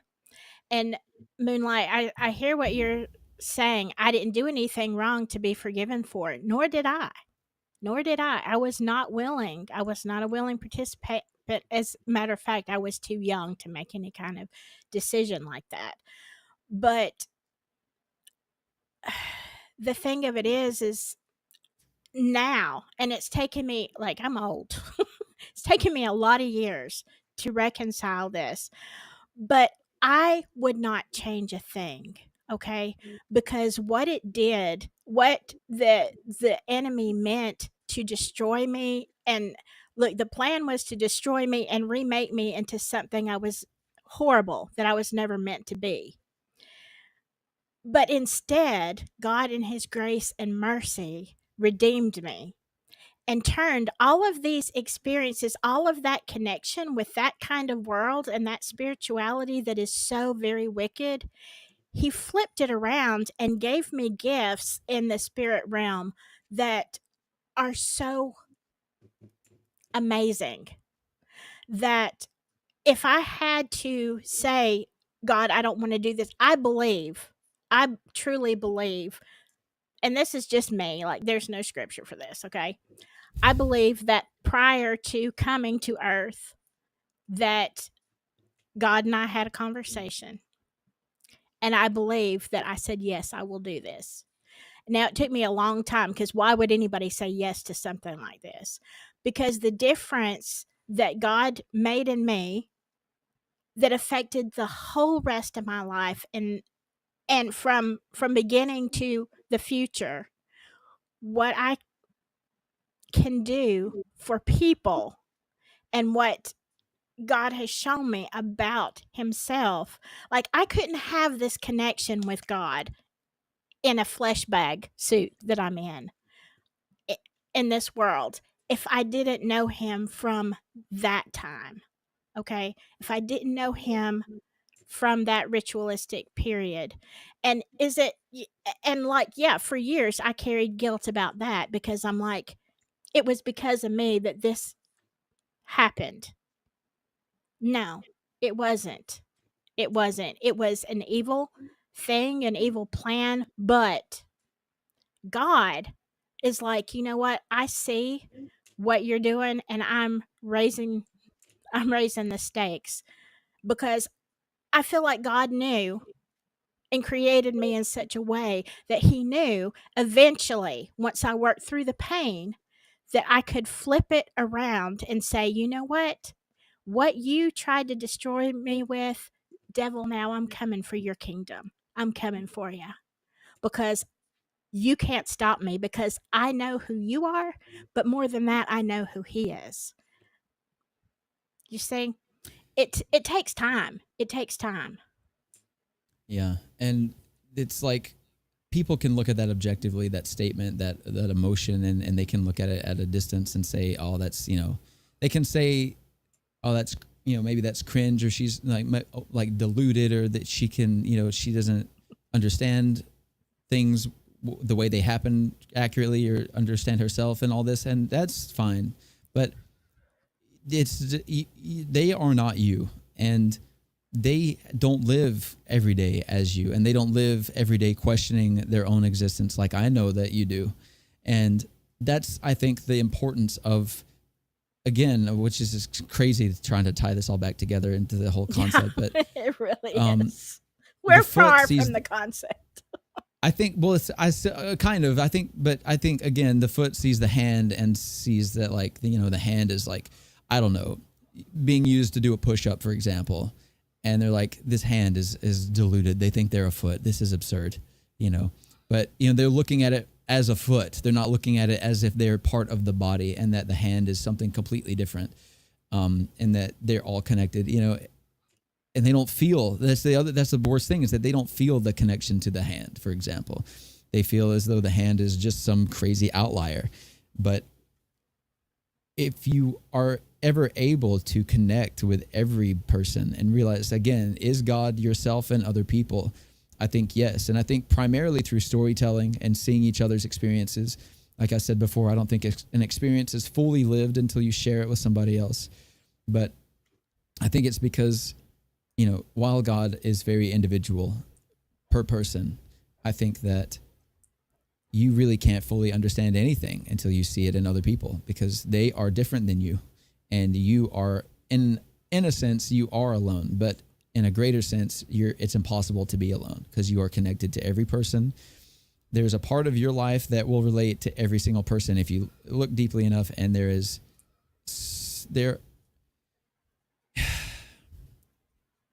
I don't know. It's just more complicated than a YouTube intro video, or whatever. In this society right now that we have is so like, I need all the information right now. I need a definition about this clearly and succinctly. I'm afraid it just doesn't work so well like that. Let me just say this. I know they want to know what Colton thinks. Moonlight, let me say this real quick. If you want to talk, email me at silkyandSouthern@gmail. And look, I'm here for you. Okay. Colton, what do you think? I don't know. The I, I don't know. But we're still on different pages, but that's all right. I didn't want to, this isn't about me. I think inherently the problem that comes from is like Josiah or Brain Bungler um like basically it is said that he had this experience with God, and now he's trying to figure out how to put it in words and relate it to people. Whereas like I feel like I'm looking for like I don't know. I'm looking for like more of like something that science um or like I'm looking for like a like something that I can understand, you know, like I don't know. And so I think we're just on two different maybe like fields, you know. And so um I don't know. So for most of that it feels unrelatable to me, you know. Um I feel like I don't know, you know. That's kind of that I don't know how else to say it. A lot of the difficulty of understanding other people in this way is the fact that things are unrelatable. Um, I think that's where that whole, you know, walk a mile in their shoes and see how you feel colloquialism comes into play. Like, Yeah. yeah, it may be unrelatable as in the way that it doesn't relate directly to your own experience, but Or more of putting like yourself in a I don't position where you can, well more of like it's so I don't like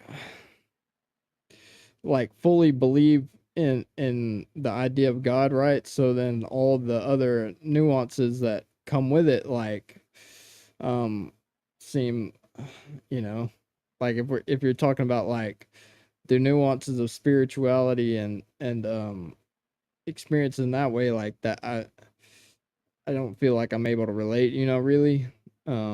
Because like I said, like I do believe that maybe see the way I see it is like almost like God is maybe if you could say this collective consciousness and that somewhere like in some way that God is everywhere, every when, everything, you know. Um but I forgot what I was saying. Oh, But I think that's what's good, though, especially the three of us. I mean, we're all at different in different places, and I know it's the same way with the people in chat and the people who may watch this in the future. Like, that's the whole point. Some things are unrelatable because that's where you are in your journey. It's okay. yeah. It's okay. yeah. Yeah, it does I would say make it a little awkward sometimes. I feel like more of an observer for most of it than a participant.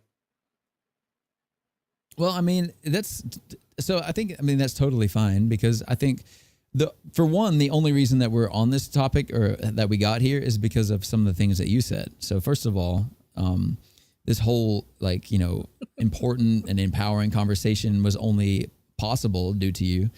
But I think that you kind of play another role where it's like, you know, how a lot of people feel. Most people don't feel like me. I would be shocked to find that that was the case. I'm sure that most people don't feel like Silky does all the time. I think that most people probably feel like you do. Like, what the hell is that supposed to mean? Kind of thing. Like, what do you mean by this? You felt this spirituality, whatever, however you feel.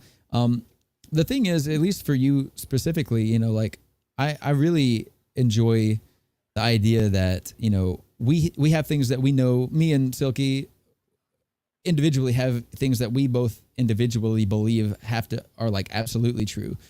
And I think the most important thing for someone who doesn't believe those things is to say, like, how did they get there? Are they of sound mind? And if they are, then what do they see that I don't see? You know, and that kind of thing. It's like just kind of like chewing the cud, as they say. You know, like it's like unrelatable, but chew on it. Well, like, I'm not a crazy person. I'm not, you know, schizophrenic or anything. I have ADHD, you know, that's whatever, but I don't imagine things. I don't, you know, I'm very, very, very quick to question everything that I see. I'm very skeptical of everything that exists and so on and so forth. So when you know me and you know that I'm someone that doesn't take that in the way that similarly you want to see something scientific that you can understand, you know that I'm that way as well.